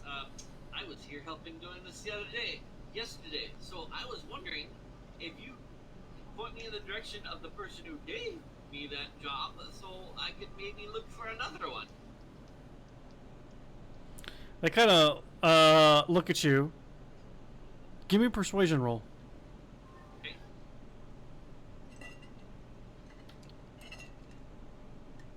I'm good at that. Damn right you are. +0? Holy shit! The Important thing. they look at you, and one of them finishes putting the crate in, turns around, kind of brushes dirt off of his hands, and goes, "You're looking for Jeremy down at the docks." Ah, yes. But he's not the one who paid us, is he? Okay, maybe I'll go ask him, and then I turn around. Okay, what do the rest of you do? As Vale goes up, talks for a brief second, as you're all kind of questioningly making your way towards him, the Vale starts beelining it back to you. Vale, just join us. I'm gonna go and see not so much the workers around the caravan, but anybody who looks like they're actually traveling with the caravan. Okay. Give me an investigation roll. And as we're walking up to the caravan, I'm gonna cast something. What are you going to cast? Detect magic.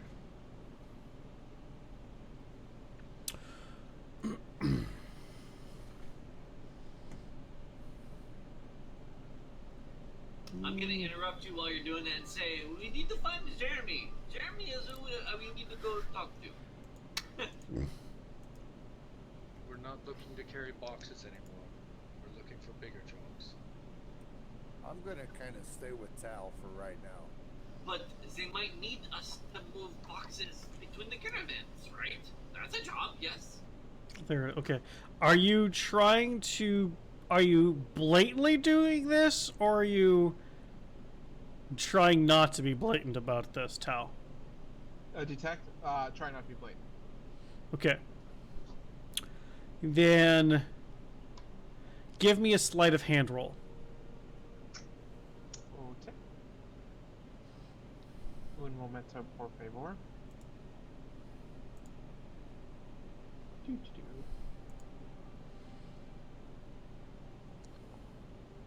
Hehehe.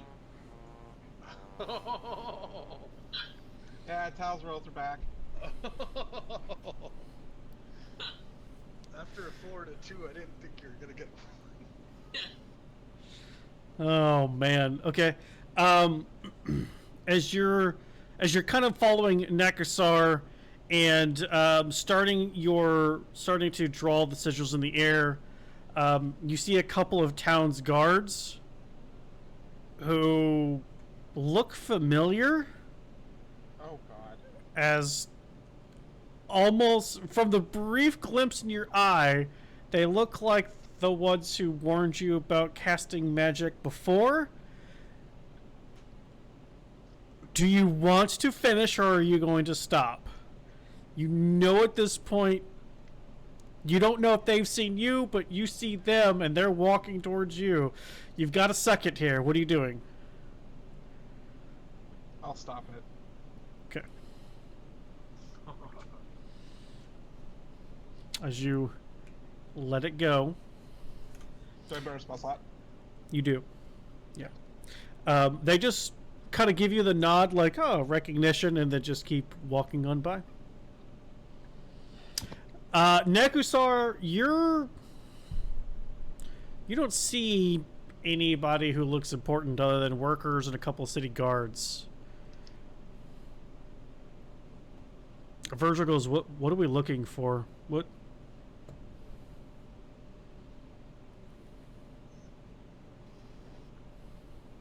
I'm going to use message to speak to him quietly. Okay. If these were actually from Greenest, there would be a group of refugees with these cards. But there's not the amount of people here that we were expecting. They left that city with nothing. They're not held up in some nice hotel.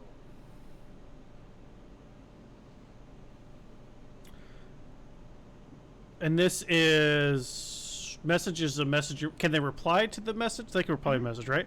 Yeah. Is there a limit on the words? No. I want to say there is, but I don't know for sure. Basically, whatever you can say within 6 seconds. Whatever you can squeeze into is 6 seconds. Okay. So they, as quietly as they can, they will reply back to your message, Nekasar, and just say that they smell blood around these wagons, and that the horses themselves are spooked. That they've noticed. And there is the foul stench of lizards. Their hunter-like abilities have kicked in, and that's what they share. As he messages this to me, I will message it to Tal, so he kind of has an idea what's going on as well. Tal will just message back, fight, fight, fight. I'm just kidding. And Bill's I not understand. good at this, so he's just trying What? to insist that we need to speak to Jeremy, who gave us the job. Vale, let's put a pin in the Jeremy thought for a second. Look, we are doing nothing here. What are you doing? We got I will send a message to Nekisar, telling him I dropped a detect magic because I was going to, then I saw the guards. Do you want me to try again, or do we want to get a little closer? Well, just imagery in your minds as Nekasar is looking for somebody important in regards to this particular wagon team. So you're in the midst of this particular group, right? The camp per se. Okay. So there's people about. When you were casting it was when you were trying to walk up, and that's when the regular town's guard saw you and you stopped it. Now you're in. It's going to be even harder to pull that off without being seen, is kind of what I'm saying. That there's people around. Nekasar is just not seeing what he's looking for. Healthy. Well, that's But I'm for gonna you wait. to decide. Okay, I'm just gonna walk in the middle of these like 8 caravans and kind of just shout out, "Hey, Atkins sent us down here. Said you guys were looking for some guards. Who can I talk to about that?"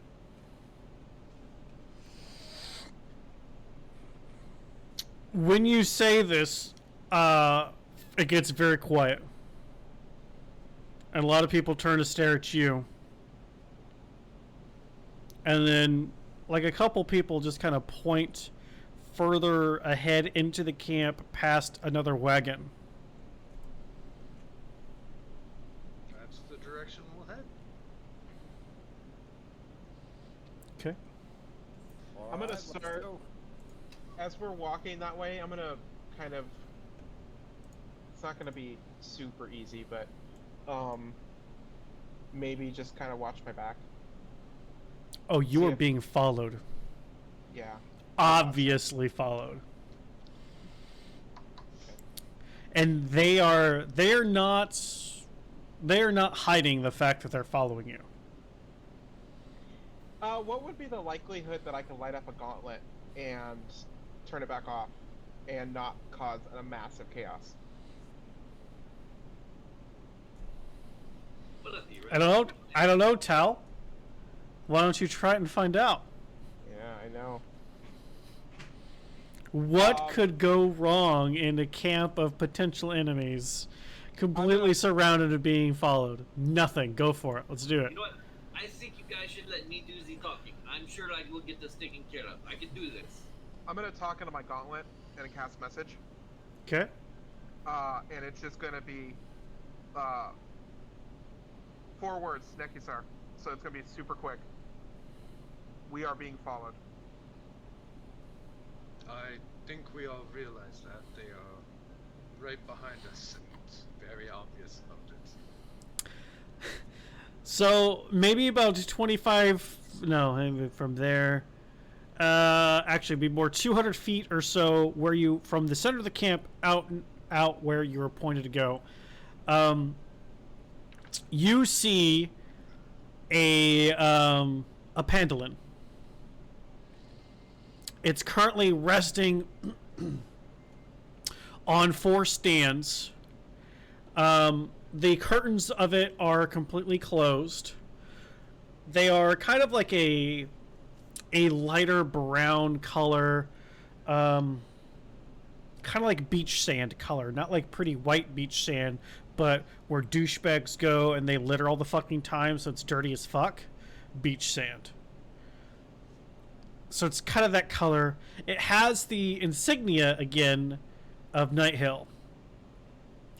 There are maybe 12-ish people. A quick look, quick cursory glance around. Did I pronounce it wrong? A pendulum. Yeah, like a traveling thing. Where people would hold... You'd have one person on each pole, before 2 poles, 2 long poles. Somebody would sit in between covered, and you'd have 4 runners running this thing. So it's a pendulum. I mean, it's like a royal thing that people carry. Yeah. Okay. Since we are so obviously being followed, though, I think Vale in his naivete is going to turn around and walk over to them and say, "Oh, you must be going in the same direction. Are you looking for sea work too? Because this is great. The more the merrier, right?" Yeah. More merrier. Yes. So, Yeah. come this way. Let us go this way. Yeah. So yeah, we'll head over to the pendulum. Okay, so from you get up there. There's again a quick count, 12 people around, and one of them that is in front kind of just says, "What's your business?" We were sent here by Atkins, saying you might have work for some gods. Said there was some different convoys getting started up here, heading to Baldur's Gate, and we're hoping to get some work and travel there ourselves. I carried some stuff yesterday. I would like to do it again. This is a good thing. I got paid. He will fight for you and carry your things. Multi-talented, he is.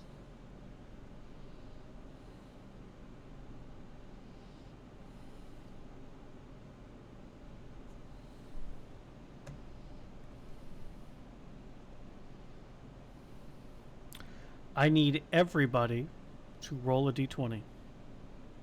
Straight up? Just a flat d20.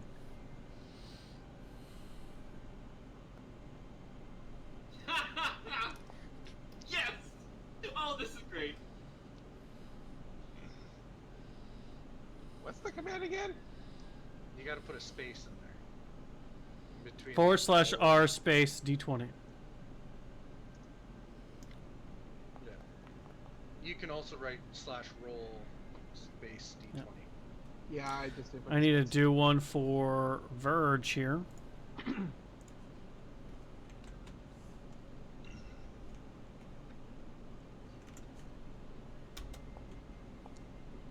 /r space d20. Fabious. Not a space between the slash and the r. /r space d20. Fabious is gonna balance it out. It's either gonna be good or bad. Yeah, It's better. it's better. It's Okay. kind of in the middle. No, we only got 1 below 10. We got a 1 and a 20. Yeah. I love it. Yes, we do. I mean, it makes sense for Vale too, by the way. I know. So saying all this, the person you're talking to points to you, Nekasar, and points to Virgil, and goes, you two are hired. I don't need the rest of you.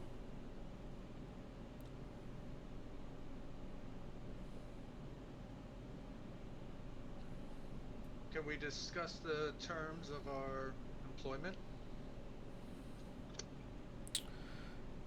The terms are as is. You get 10 gold per 10-day food and living expenses on the road.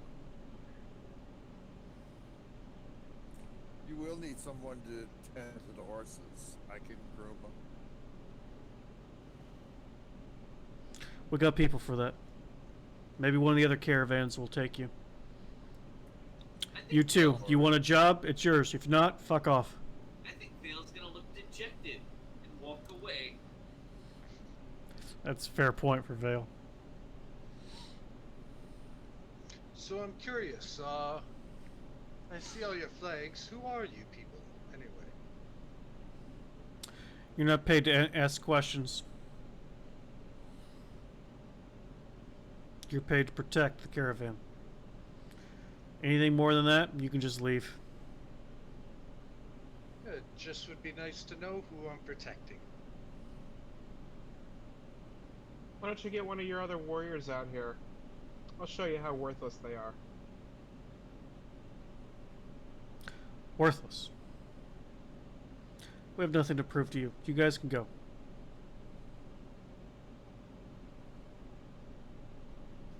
Vale's already gone. So when does this caravan leave? Doesn't matter. We don't want you anymore. Go. Don't test my patience.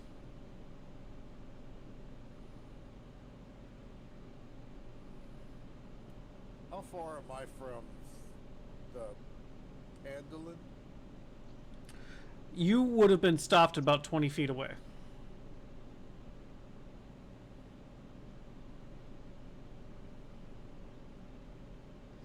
And just to put this in perspectives, right? So you're 20 feet away from the Pandolin. The Pandolin itself had 12 people originally around it, and there's another 8 that followed you.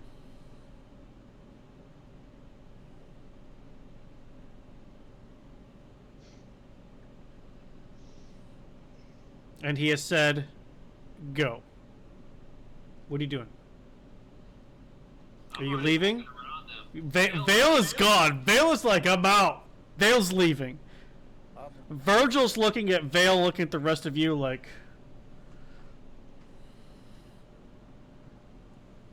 I'm going with Vale. Okay.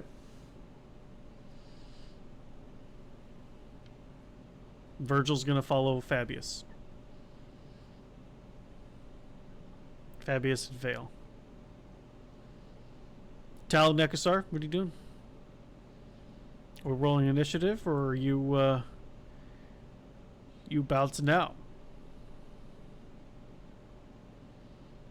Because you can feel it. Like, that's where you're at. Either swords are being drawn, or you're leaving.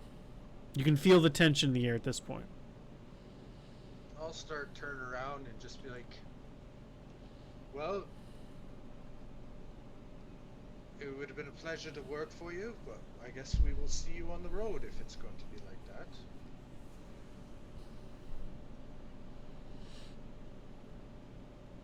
As you are walking away, maybe 40-ish or so feet, sleep safe. And you too. Thank you. I think Vale's gonna be lost in thought. He's gonna like, what can I do to be part of this?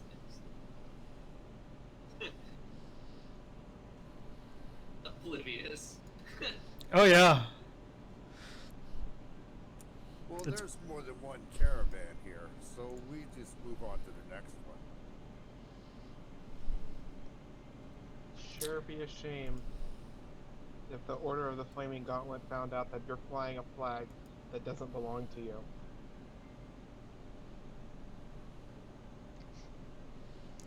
Do you say that out loud?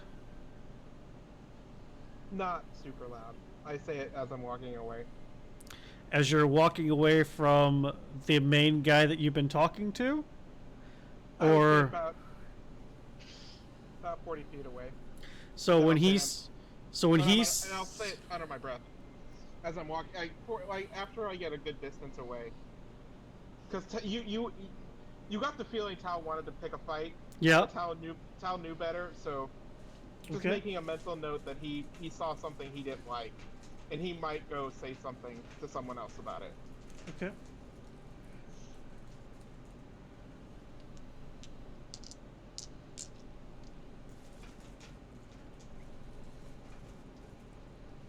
I need you to make a stealth check to see how quiet you are with saying that.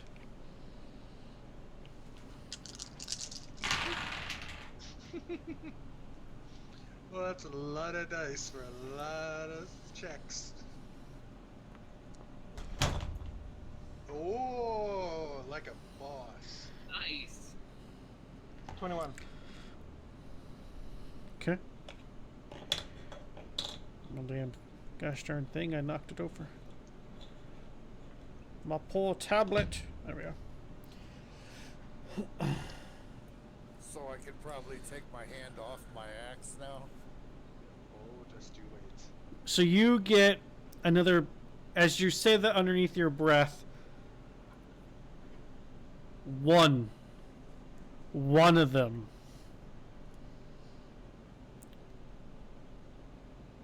just looks over at you and goes, "It sure would be a shame, wouldn't it?"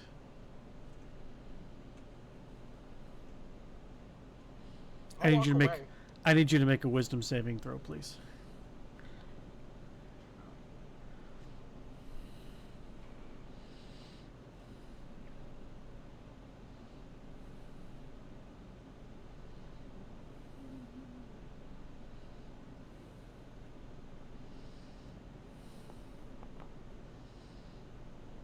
Yeah. It was good, and then it wasn't. I need to make sure you don't have any crazy weird resistances or immunities or no DM fuck off die that doesn't affect me bullshit. I don't see any.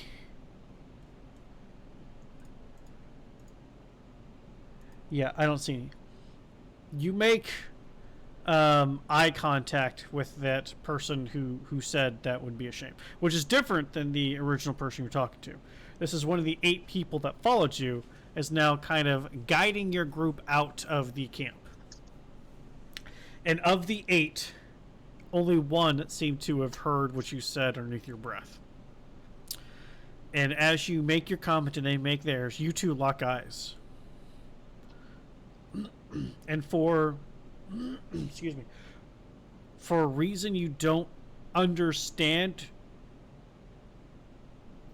you're like cold sweats, fearing for your life.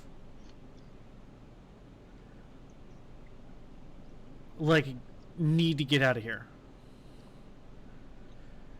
Instead of coming in to step on a caterpillar, this was a hornet's nest, and they're just needing a reason to have to do something. Mhm. And there's just an you know where the source came from. Like, you know that whatever this thing did, whatever this fear is, isn't an internal fear. It's a forced on you fear, but you still feel it nonetheless. And your pace kind of quickens a little bit as you head out.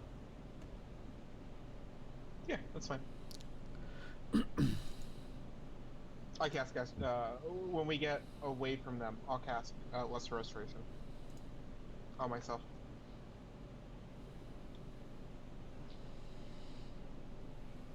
Just touch my shoulder.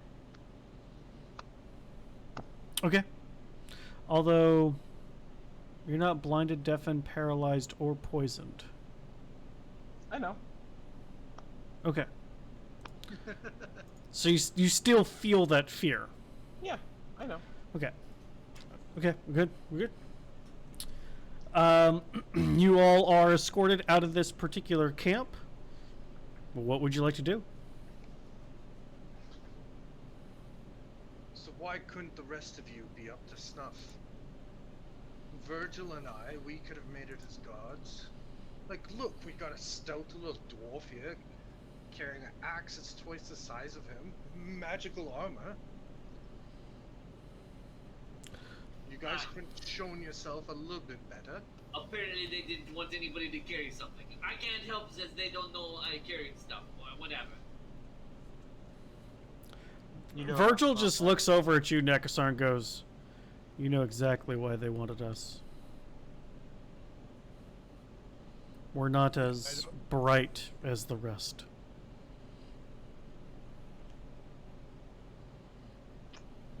They thought they were going to pull something over on you. That makes sense, my friend. Well, we know we know which caravan it is now. Which caravan for what? We know which one we have to keep an eye on. Would be a they. Wait, no one is.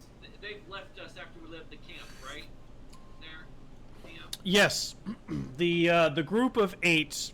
Once you were out of the camp, maybe about 60-ish feet away, they kind of went back to their camp. But now the perimeter of it has people keeping eyes.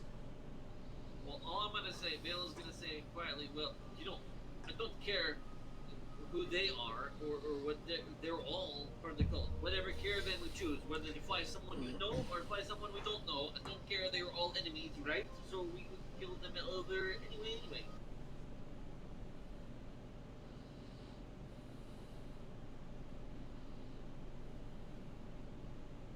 So what do you guys propose our next step is? We find another group. But we're That not way we looking can keep to- an eye on this group. We're not looking to infiltrate another group. How about we go talk to Adkin? How about we get our own caravan together and follow them? Huh? Right? We're part of the caravan too. We make our own. We don't need to be part of someone else's.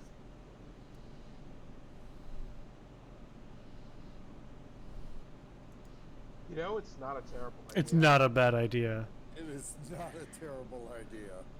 I don't have any money for that though. Maybe At can confront us. We clearly know. Okay, I'll be honest. I said something under my breath that maybe shouldn't have, but it definitely got a reaction, which what I was maybe kind of looking for. I mean, the hunch is right. They're flying under that flag as a smokescreen. Either way, it leads us to Atkins, so let's go speak to him. Hopefully, he Okay. hasn't done anything stupid with that sword. Well, I say we stay together and we go ask them. Okay. Making your way over to Adkin's shop, you can see that a number of his wagons have suddenly disappeared. Strangely enough, going into like the small tent shop area where he conducts his business, he goes, "There you are. Listen." He kind of looks around. To my private tent. And he goes, "Jesse, you got this. You're good." And then he goes, just assumes you're all going to follow him into his private tent. When you all eventually do, he goes, "All right, I've got a couple of things. Some good and some not as good, but maybe still good. I don't know. It's perspective. First of all, I got you all on a wagon team. Hopefully, it wasn't the one we just pissed off. This is good. So yeah, here's this mark for me, you just go over to the wagon team that has the Night Hill logo. You're already set up to go.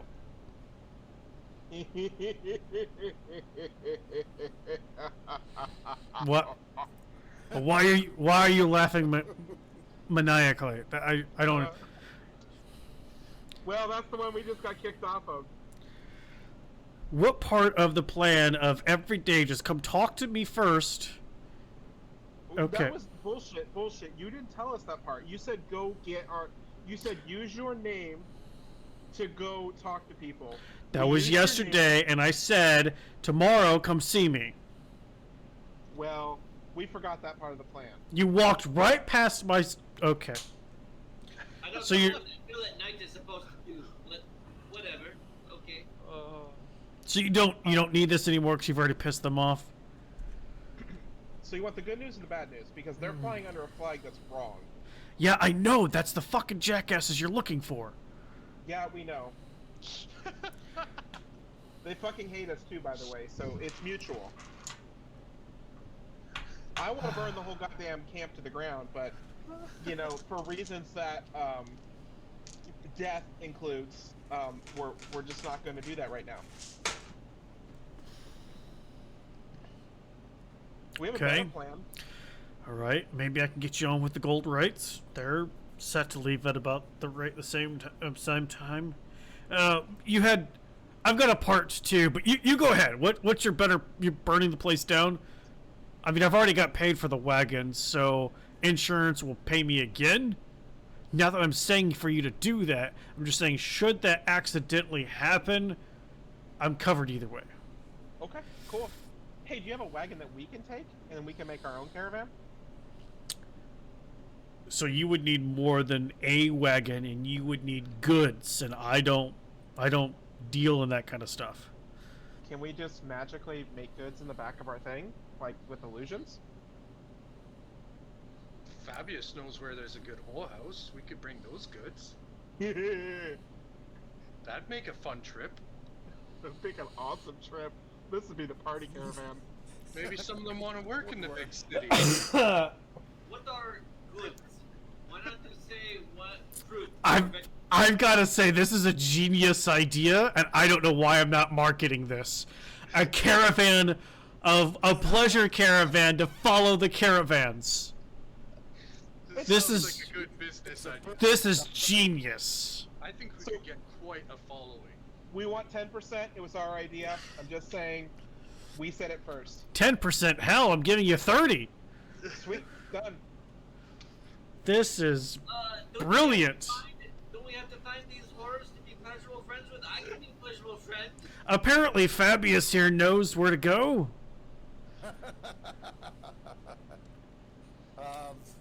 We could probably find that little halfling again. Okay, joking aside, yes, we got kicked off of the Night Hill caravan. We did think that maybe getting our own and distilling them might not be a terrible idea. It doesn't. You would need more wagons to not look suspicious. Yeah. You would need goods to be transferring. While the pleasure caravan is an entertaining thought, really that takes some time to set up, and we just don't have that kind of time. This wagon is probably, or this particular caravan is probably leaving within the next day or two. I got the feeling they're booking it tonight. Or maybe tomorrow. Yeah, I agree. Well, the gold binders aren't done loading, so if they're going by themselves, they're going to look stupid. Well, they are stupid, and I want to burn them all to the ground, but that's beside the point. Well, you can give me that token, and I would be willing to go speak Hey. with them again. So why not? Let's try finding these binders that have gold, and then we'll go with them. Well, that I remember you, Vale. The gate's not black. The binders aren't gold. It's just their name. Like, for example, your name is Vale, right? But you don't look like a Vale. I certainly do. My name is Vale, therefore I am Vale. Well, exactly. They are gold binders, therefore they are gold binders. Don't try to dissect their name. It's their name. It's who they are. We had a 5-hour conversation about gold and lions and the inn. But can we please not revisit this right now? No, he needs to learn these things. They are just names. Okay, so if they are just names, why have multiple names? Why not just be Joe or Bob or something? You know how many people there are named Joe? Would you remember every single Joe?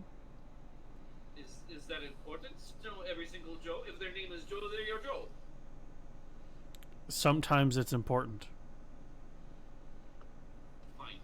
What if there was another Vale? What if somebody else out there in the world is also named Vale? Looks very similar to you. I would like to meet him and say, you have a good name. That is what I would say. I'll remember that. If I ever find one, I'm sending them your way. Anywho, gold binders. I don't have that set up yet. I could, maybe, hopefully. Or, Nekusar, if you've already burnt this bridge, my token's not going to help, I don't think. We had already negotiated, like, your prices and everything. Done. You were in, didn't have to worry about anything. But if you already pissed them off, I think you going back is a bad idea. I pissed nobody. You were next to Tal, I assume, when Tal pissed them off then? That part is true. They were very willing to take me on that journey. You pissed them off by association. No, they were not. You started asking questions, and they got pissed. Oh, you asked questions. You're just a bodyguard. You have to play dumb. So okay, let's just say we entertain the second option, which is the golden people. They're not actually gold. Please do not confuse. Please don't confuse Vale. They're not people that are gold. We're gonna go travel with the golden caravan. Oh god, that's gonna confuse them even more. God.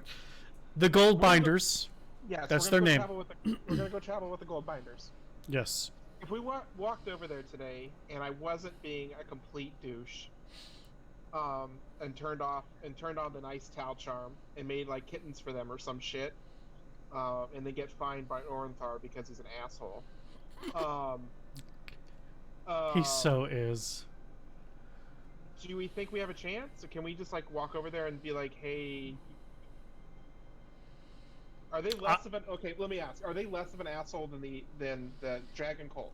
Oh yes, 100%. But they are rich bastards. So that's fine. Rich bastards. We can look like muscle. Listen, as he kind of like looks at you all, they have standards, and I'm gonna have to talk real quick in order to maybe get you all in. So do you want us to stay here and you go talk to them? I kind of just don't want you. Let me just see if me alone, if they've got anybody. If not, I can be like, I know this group of people. I swear by them on my name. They won't let most of you die. Yeah, we won't let them die. If they happen to get involved with the cult, then I can't guarantee their lives. If they're good people and they stay back when the cult is dumb and exposes themselves to a weakness and we blow up the caravan so you can get the insurance money, then that was not said out loud here or there. There's no scam. As he's looking around the tent, there's no potential scam for insurance company claim. Let this be stricken off the record. Fine. No, okay. If these Night Hill people are indeed the cult, and these Golden Binder people are just rich bastards, why are they traveling together? Do they have some sort of relationship together? Strength in numbers, Vale. Strength in numbers. So instead of one wagon team, let's say, buying 30 guards, instead you can have 4 wagon teams make a caravan, and each wagon team buy 4 guards. Strength in numbers, and less overall out of their pocket. Greed, Vale. Greed. That's why. That is a stupid thing to have, but okay. Okay, why don't we just let you go talk to them? We'll stay here. We'll act like good people. Act. I am a good person. Do not doubt me. I am very good. Virgil goes, I'm not good. Yeah, I'm on Mortal. I'm on I'm on that line where you just like go back and forth. Mm. You know, like that time where I made Shusher Cats for that really awesome couple. Yeah, I was really good that day. And then I burned people to the ground, and that day I was bad, or scared horses. One of these days, you might be so bad that El Terrell burns you whenever you're within 5 miles. Yeah, yeah. I don't think I'm gonna get to that point, but Virgil. I mean, if you want to, we'll move on. We'll just sit here and act not very smart and very, very strong. That's all you had to do originally. Mondo Why Smash. you have to act? We're all very smart. I'm very smart. I don't know what you're talking about. Well, we're going to act not very smart just so we get this job. Yes. Oh, and by the way, have you seen our gem friend? He magically disappeared after signing a contract and making us buy shit for him. So, you remember what I said? I have good news and good news, maybe bad news, depending on your perspective. Let's hear it. Yeah. Yeah, let's hear it. Is he dead? Not to my knowledge.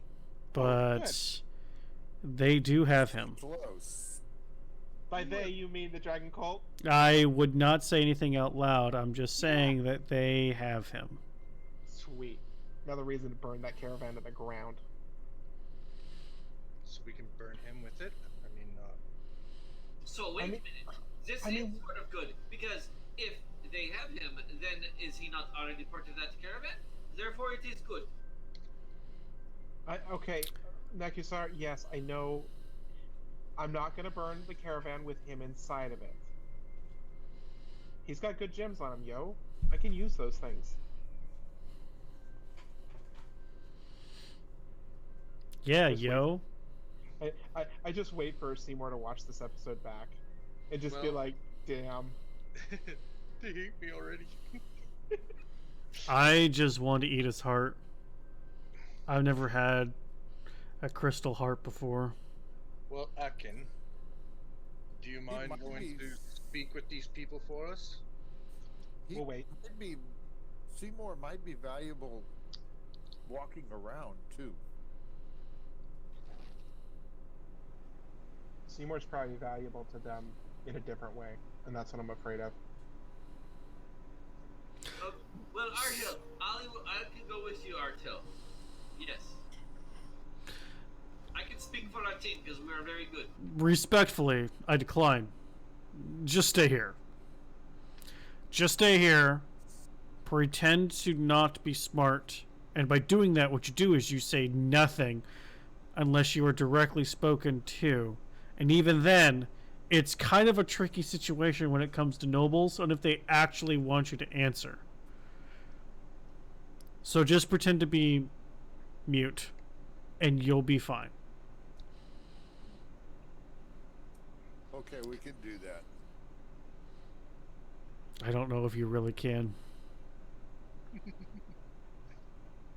May Torm bless you. Okay.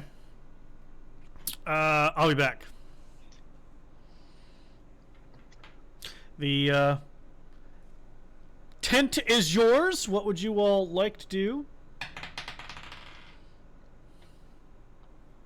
I mean, that is unfortunate news. Vale will sit there and say out loud, nothing. I got to practice, nothing. Whenever they talk to me, nothing. That is my answer. Okay, nothing. How are you? Nothing. Are you good? Nothing. That is my answer. That is very good practice. I'm doing it right, yes?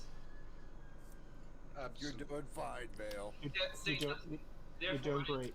Say nothing. That's true. He did say to say nothing. Okay, Oh, Vale, I love you. Joking aside, as much as Seymour wasn't really part of this group, he did sign a contract with us. We should probably try to keep him alive. Do you have any recommendations? Because us No, we can't joining start. the same caravan is our best bet to get back to him. Yeah, I think we join that other caravan, hopefully. And then we just... Keep an I eye on him mean, for now. I'm fairly quiet and can climb on things most people can't. Yeah, it kind of sucks we'll be joining the same caravan that you decided to intimidate there, Tal. You've already threatened them. I don't know how well they will handle Oh. being with us on the road. Eh. Maybe they just won't make a mistake.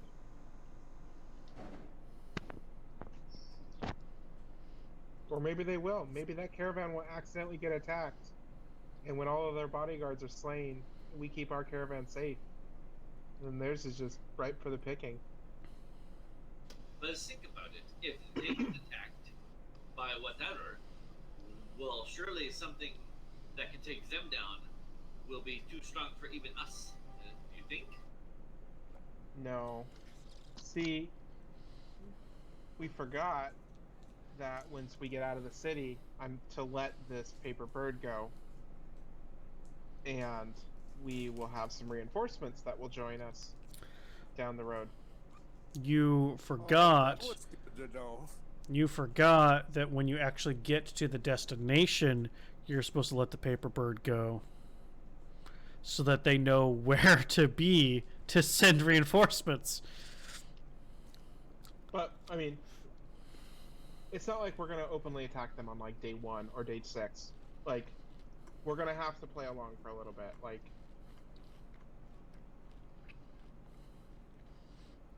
You got 2 months to Waterdeep. yeah. A lot can Right, happen it won't in that time. In 2 months. Oh yeah. I mean, it's a matter of... It's a wait-and-see game. It's a game of opportunity. Yeah. Oh, And that as much- makes sense. Wait and see opportunity. This is perfect. We will wait and see opportunity. Yes. And it's as much as us waiting on them as them waiting on us. Let's be honest, we weren't going to have the upper hand with that if we were traveling with them. They would have figured our shit out pretty quick. Yeah, and they would have been watching us pretty close after that, yeah. I think traveling with these nobles might give us a little bit more of a... Depends on who Freer hand. Depends on who leads. If the cult leads, or sorry, if the Night Hill group leads, and we're on the back, it gives us a better opportunity to watch their back and kind of see if there's any, then we can study their movements. If we're in the front, we might have to get more creative with our methods of surveillance, but I'm known to whip up some things that maybe can fly or crawl or be accidentally left.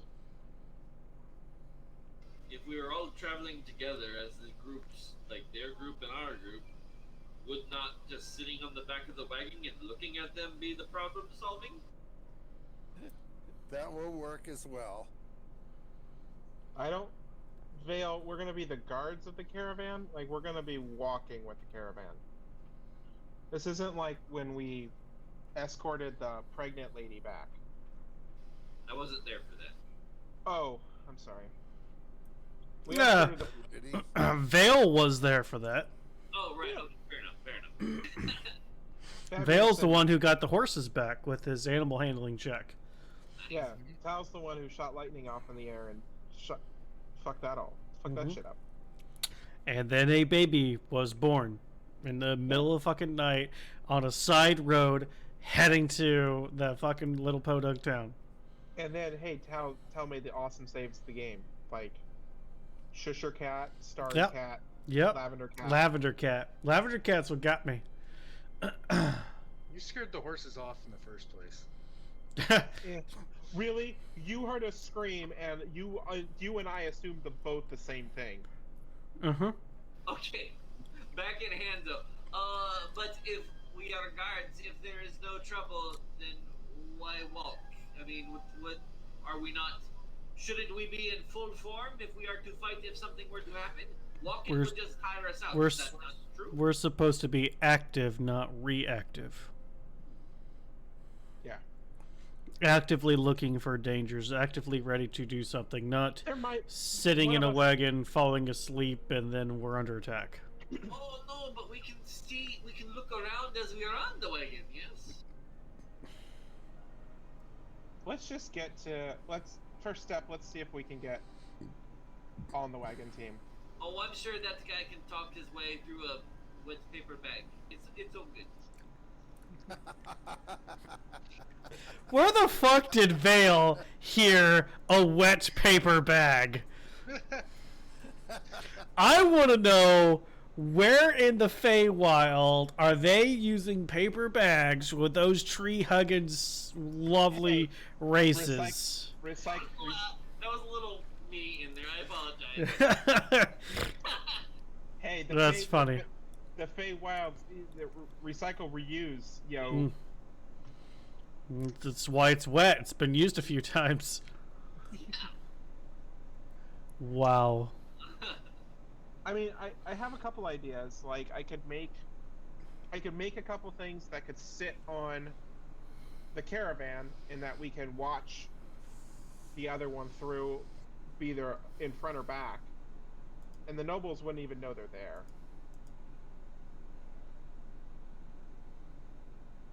Nekusar can see ridiculous distances. I also have a pet owl that can. Yeah, where is your pet owl? It wasn't the best idea to have him in town. Okay. True. I have my swarm. They just glow. They're all over. See? I hold one up. Very pretty. You know, we also could use the Shusher cat. I could modify the Shusher cat. I could make it a knockout cat. We could knock out the nobles in the caravan. They could just sleep, and then we could do a little bit better recon too, if there was ever a time where we needed a little bit more privacy. So something tells me that does not meet the definition of good. That just does not seem good to me. I'll charge him for it though. Like, I'll tell him it's a lavender cat. Like, it's you know, it's what all of the lords and lasses use in Waterdeep. So please explain to me Lavender Cat, because Vale knows, but Dan does not. I do not. So Tal makes this cat that will emit like a lavender scent that is used for like spas or tranquility. He will change it to emit something else that will be more of a knockout gas, and that will buy us maybe like a couple hours. It'll be like it won't be a knockout gas. They won't think they're being like poisoned or anything. It'll just be like they'll all fall asleep. It's to put you in a more relaxed mood in order to better aid you to sleep. So what he did was, whenever the child was born, he created a cat that just went shh shh shh shh shh shh shh shh shh. That was his shusher cat. He created another one that just emitted a lavender scent, which is supposed to be a calming scent. And then he created another one that just emitted twinkle lights into the canopy inside the wagon. So 3 different cats. I think he gets 5 or 7. I don't remember the exact number. 7, based on int mod or something, right? Yeah, and it goes up. And they can do very minor things. Mm-hmm. So a smell, a sound, a minor projection like that, easily done. Now he can't make knockout gas, no, but he can put you in a more calm setting that would make you sleepy. Got it. Okay, cool. Thanks for clarifying for the guy behind me. Yeah. So that's what he's talking about with the lavender cats and the shusher cats. Yeah, I'll make it more like relaxing in the wagon, so they'll think we're going above and beyond for them. Waterfall noises. Yeah. Thunderstorms, whatever they want. Maybe not So, thunderstorm. so there's no like hemlock cat.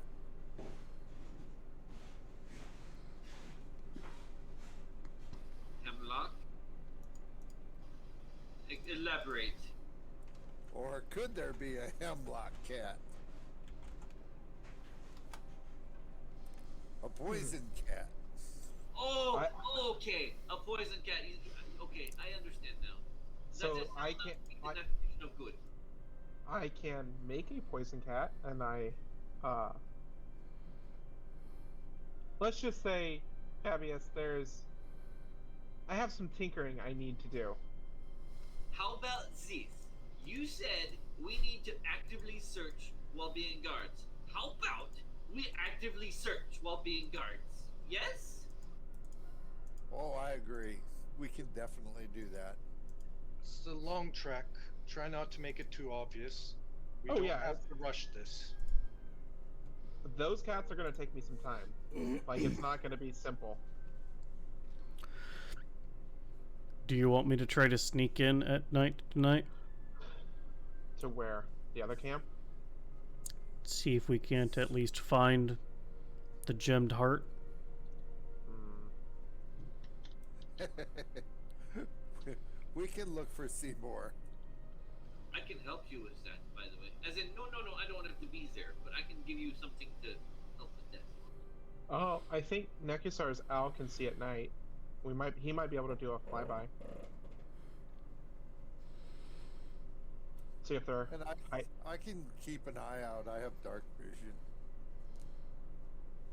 I don't have any of that special sight stuff, so I can be a great sleeper at night.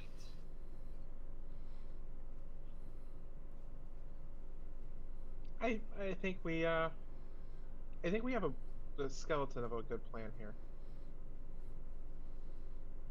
You just tell me and Bertha who to kill. I think we have to. I think we'll work this out as we go. It'll have to be a flexible kind of plan. Yeah.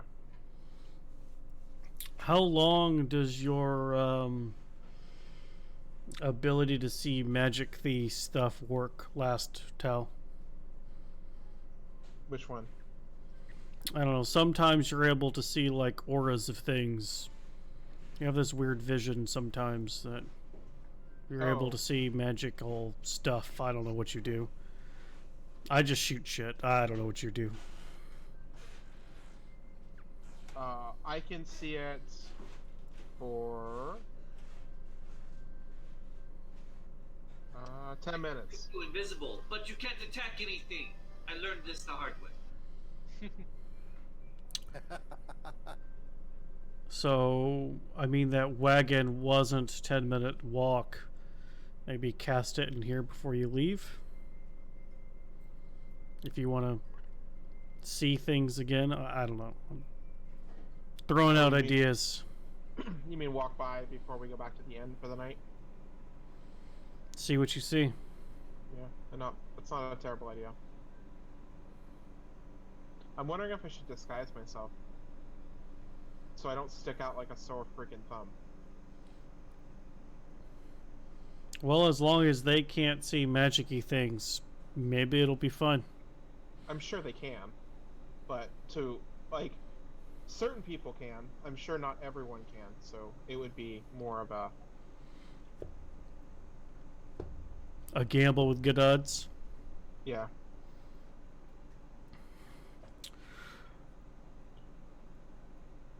At this point, the invisible. the tent flap opens up. Invisible? Who's getting invisible? Why are we being invisible? Whorehouses. Still game planning that idea. Does invisibility not drop? Now I'm interested. Well, I mean, Okay. it only drops if you attack something. I don't know if you. Is it attacking something? You understand. You get it. Okay. Ha. Golden binders. You're sort of in. Oh Jesus. What's the term? You got an interview. Oh God. I got this. I can do this, right? I'm good. Can one of us speak for all the group instead of all of us having to speak? I just say nothing, right? They ask me what I plan to do, and I say nothing, right?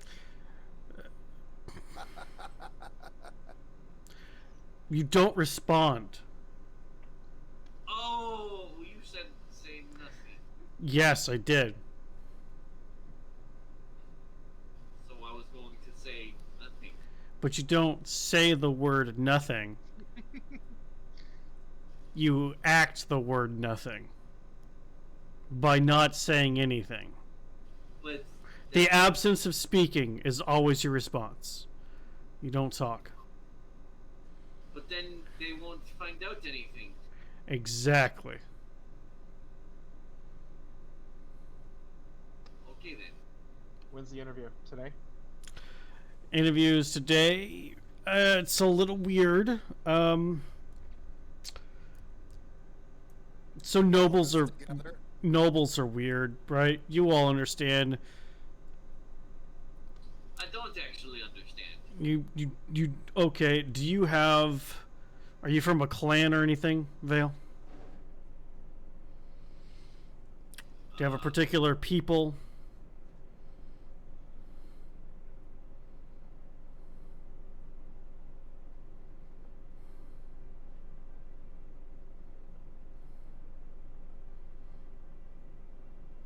As Vale pulls out his notebook. Do I have a people? Hang on.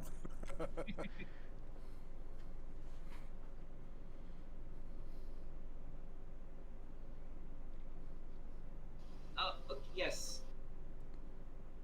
I am the son of a very important person in my people. Yes. Okay. So nobles are very important people. Oh. They like things done a specific way, and for people who are not very important people, they kind of shun them.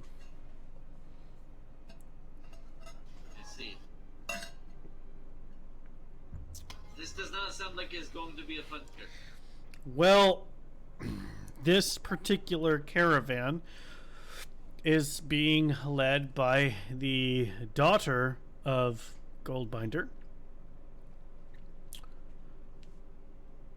She is 6, and if she doesn't like you, you're not going to be part of the caravan. Did you say 6? Yes. Isn't she a little young to be doing that? Nobles. Very well.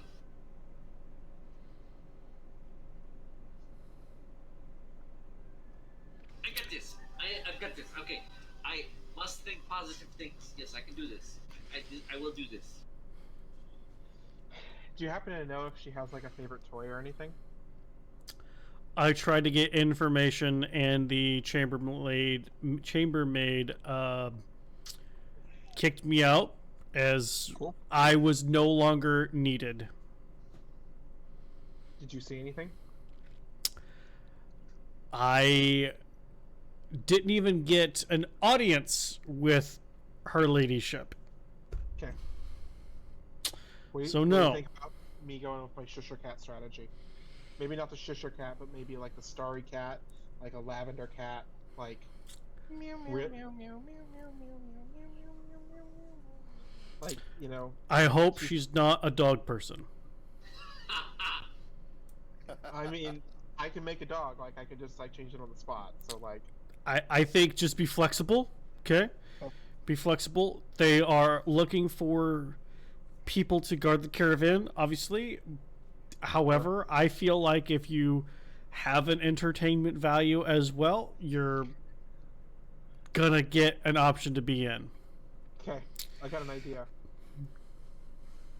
Doesn't involve blowing up people. I know. Wow.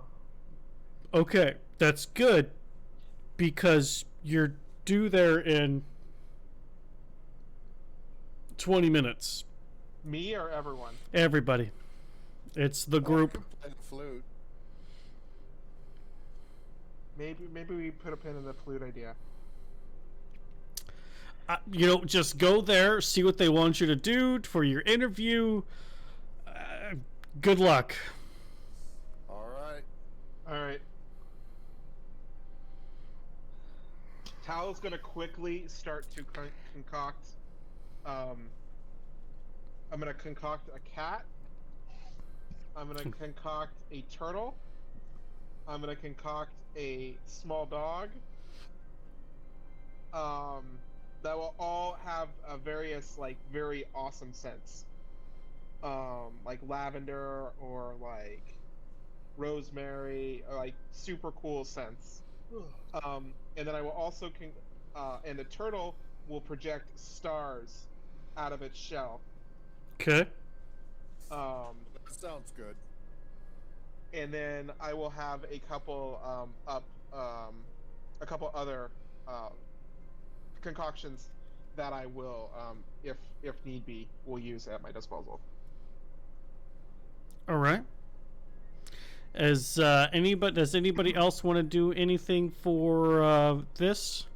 Virtual is gonna leave to go buy fruit. That's not a bad idea.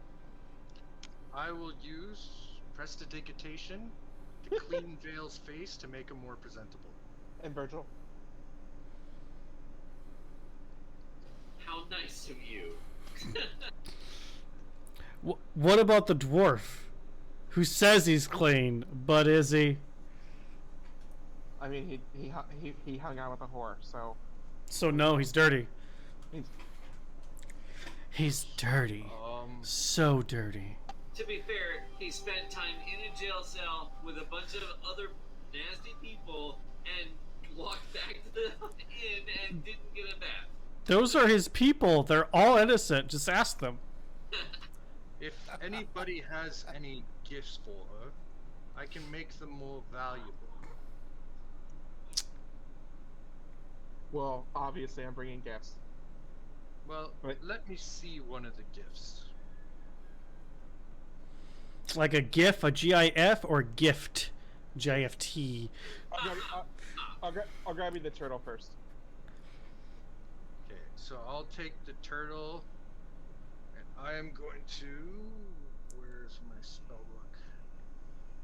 Cast Distort Value. Okay, all right. How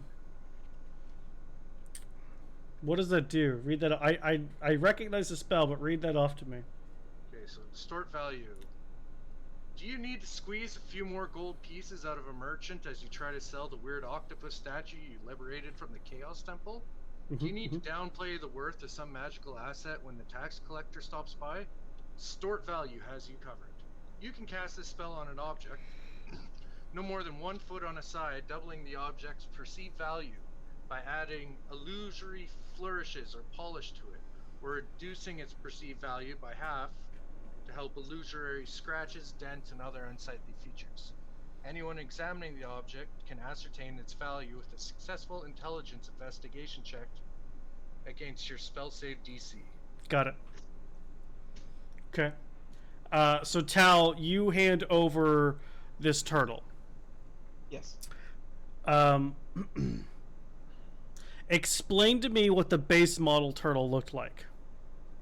How do you quantify value of an item that you're creating? That's what I'm curious. Like, I would say it's like this big. Okay. The shell.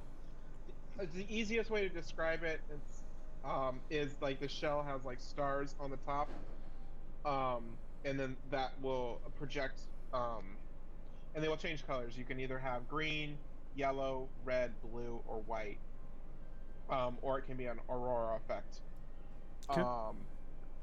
The turtle itself is pretty, I would say, pretty normal looking. Just a usual turtle that you would see in a street market. Okay. With a whole lot more, putting a V8 and a bug. Got it. Is it these things move, right? So they have joints and things, they move. Your little This toys one that you is make? Not. This one is not because all of the components are inside, and that's what changes the Got it. stars and the colors. So it is a stationary turtle, but it projects and then it like changes the stars and the colors and things. Nekasar, how long does the spell last? Should have checked it. 8 hours. Oh Dope. fuck! So you hand over this turtle, and I'm imagining like a box turtle that has the big shell. So you have multiple places that stars and things can go out of, right? Versus like a sea turtle with a flatter shell. This is a big box turtle, like Mario kind of turtle, kind of a thing, but prettier. I'm just talking boxy shell. So Nekusar casts his spell, and almost like the hand of Midas touching it, it turns completely gold. Where the stars were are now diamonds. And it's got 2 rose pink sapphires for eyes. Damn. That is what Nekasar has done to this turtle. Add some prestige And on it's- top of that shit. it's Mine a- on the card as well. It's a shine. It is reflecting light. The diamonds, like, if the light hits it just right, it's like blinding you almost. It is that's pristine and amazing. Yeah. That appears to have greatly increased the value of the toy you took 2 minutes to make. You know, Nekasar, I like these modifications. I think I'm gonna add them to the Rolodex. You know, ever adventuring gets out of our blood. You know, I think we could sell these and make a fortune.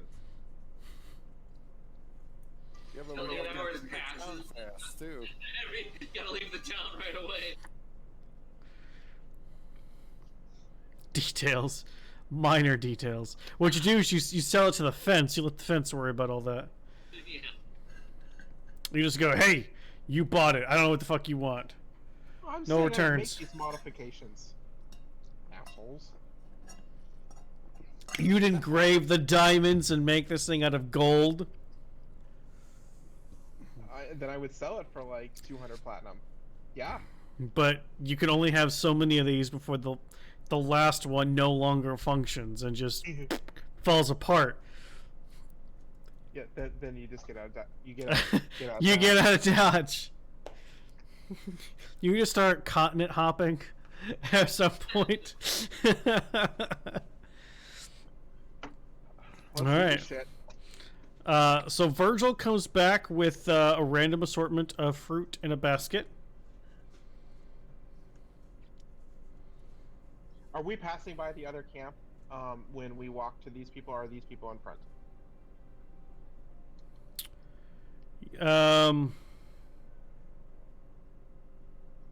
Imagining them. You're there. They're there.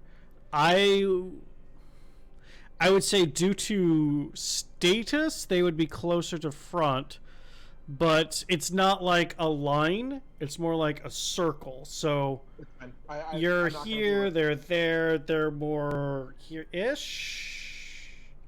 It's fine. Okay. So after the time goes by, is there any other prep anybody else wants to do for this? Yeah, Fabious finds a place to get a shower, clean up, puts his armor on. Easily done, as Nekusar could just use a spell to clean you up.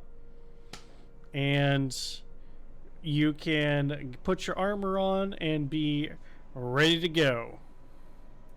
All right, we're ready. Vale, anything special you want to try to do to impress the VIPs? The idea that Vale would have in mind doesn't need any prep. It happens right there. Okay. Then probably about 15-ish or so minutes, Adkin goes, you all better get going. Good luck. Don't burn anything down. Hold your temper. I'll try. I don't have time to create the pleasure caravan. But when you get back, that's totally going to be a thing. Go on. So he tells you what to look for. The particular flag that you're looking for the golden binding, the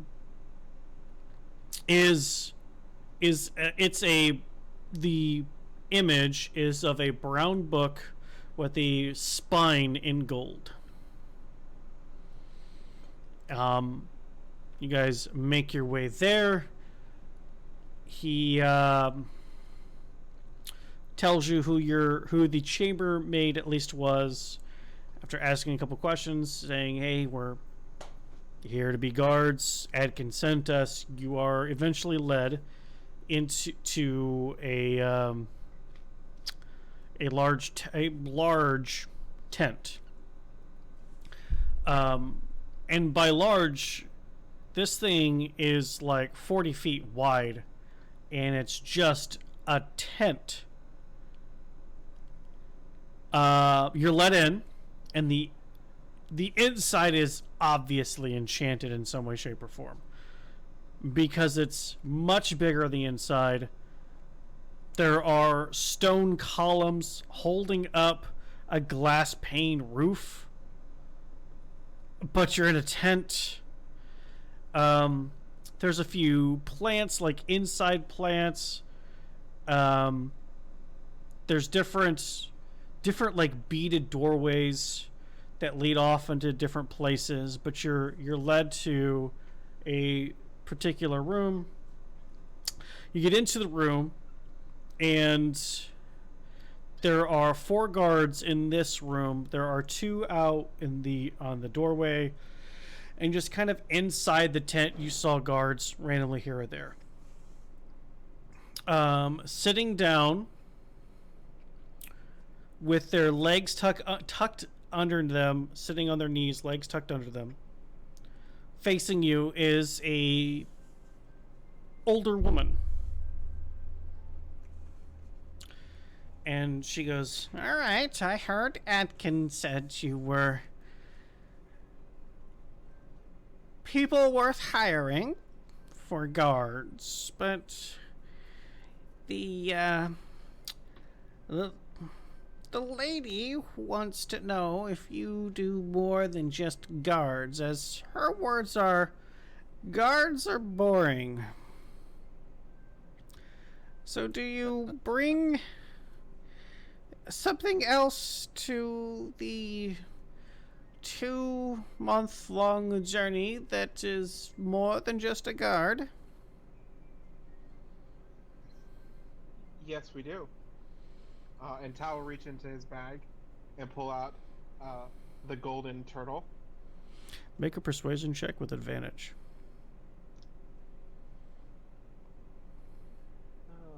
Okay, give me a second.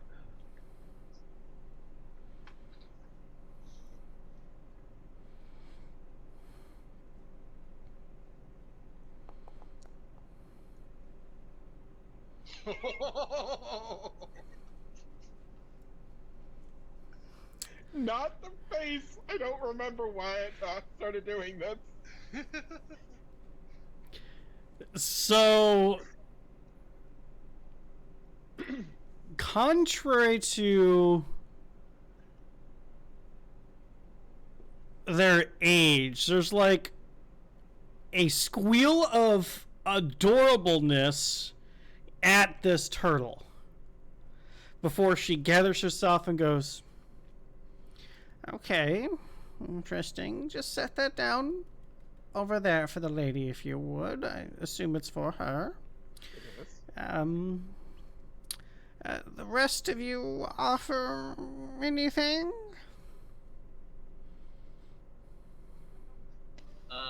Vale will walk in front of her and start to use his wisps to draw in the air. He's gonna like use his hand like the pen and the wisps are gonna make his drawing, and he's gonna be like, "It's so fun, and the best part is," he waves his hand, "you can erase and start over and draw something new all over again."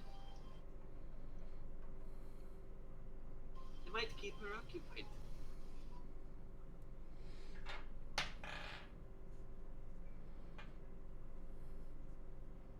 Yeah, she likes to draw. She'll like that. Okay, okay. The rest of you?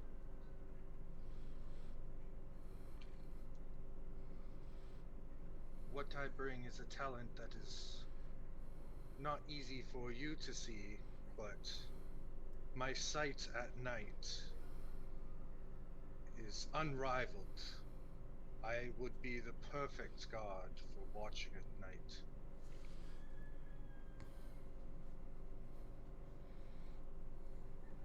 You I sound would guarantee your protection. you sound boring so far, being able to see in the dark. Anything fun? I'll just kind of sigh a little bit, and I'll just reach down. I'll just start tossing out minor illusions, sparkles, and showers of little fireworks and stuff inside the tent. There you go. All right, all right. You can see Taos is visibly stop, like trying not to clap, and Nekusar's soul is broken. Well, as he's flinging fireworks inside the tent, I'll pull out my flute and put a little background music behind it. Okay, give me a performance check, Fabious. I know you're trained in it, so you get to add 2 to this roll.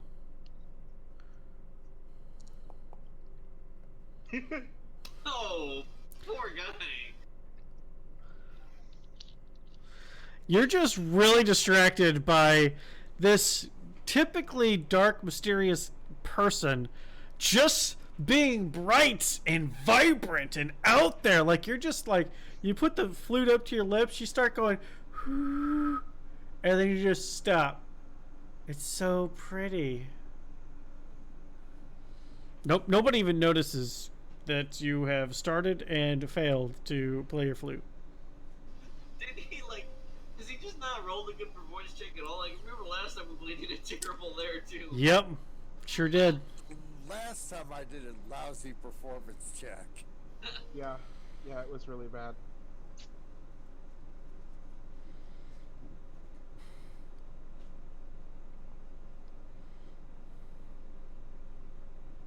While Fabius is thinking about something else, Virgil is going to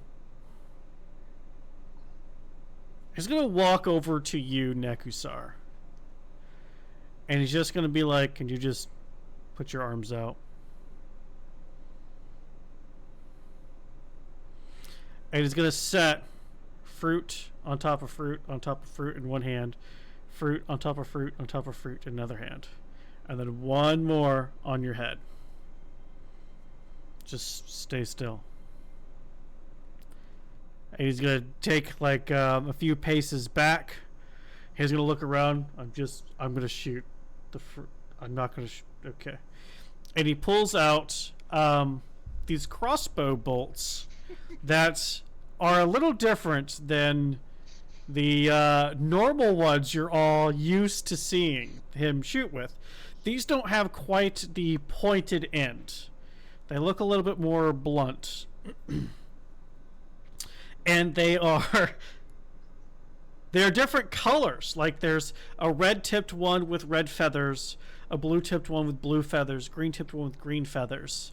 And so he loads in a red-tipped one, pulls it back in Big Bertha,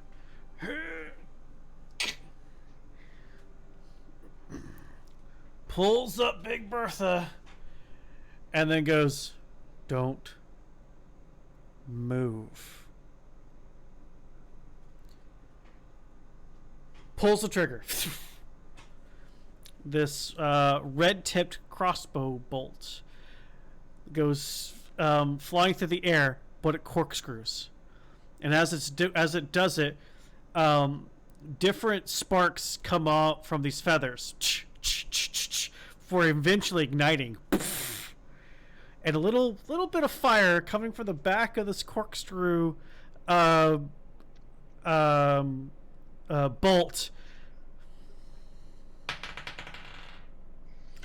hits the apple on top of Nekusar's head, and the apple just into appley guts. And the lady's like, okay, that's interesting. And he goes, hang on. And then he summons his echo, who shoots a blue one from kind of a catty corner side from Nekusar. And this blue one, you see, goes through the fruit in one hand into the fruit of the other, and there's a string that's attached to his crossbow, and he pulls back. And as the other fruit is falling, the bolt goes back through, collecting all of the fruit, pulling it back to him as the fruit just falls apart. Trick shot. That's what I got. I got another apple here left. Do you want it? As he hands it over to the old lady. And she's like, okay. I could see where she would want you to do that to some other people. No, I like it.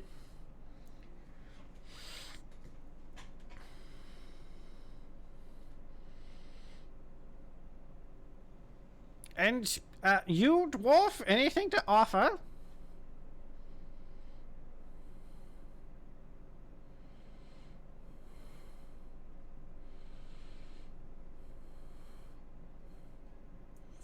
Well, I just got distracted on my last performance.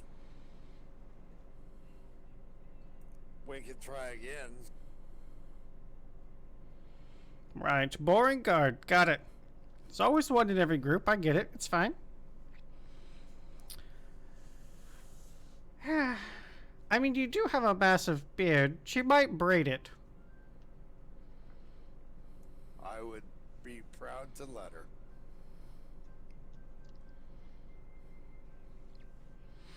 The old woman gets up, walks over to the turtle, picks it up. When she picks it up, you all notice this. She's about 5-ish or so feet tall, but it's really only picked up to like 2 feet tall as a illusion vanishes and there's a 6-year-old girl.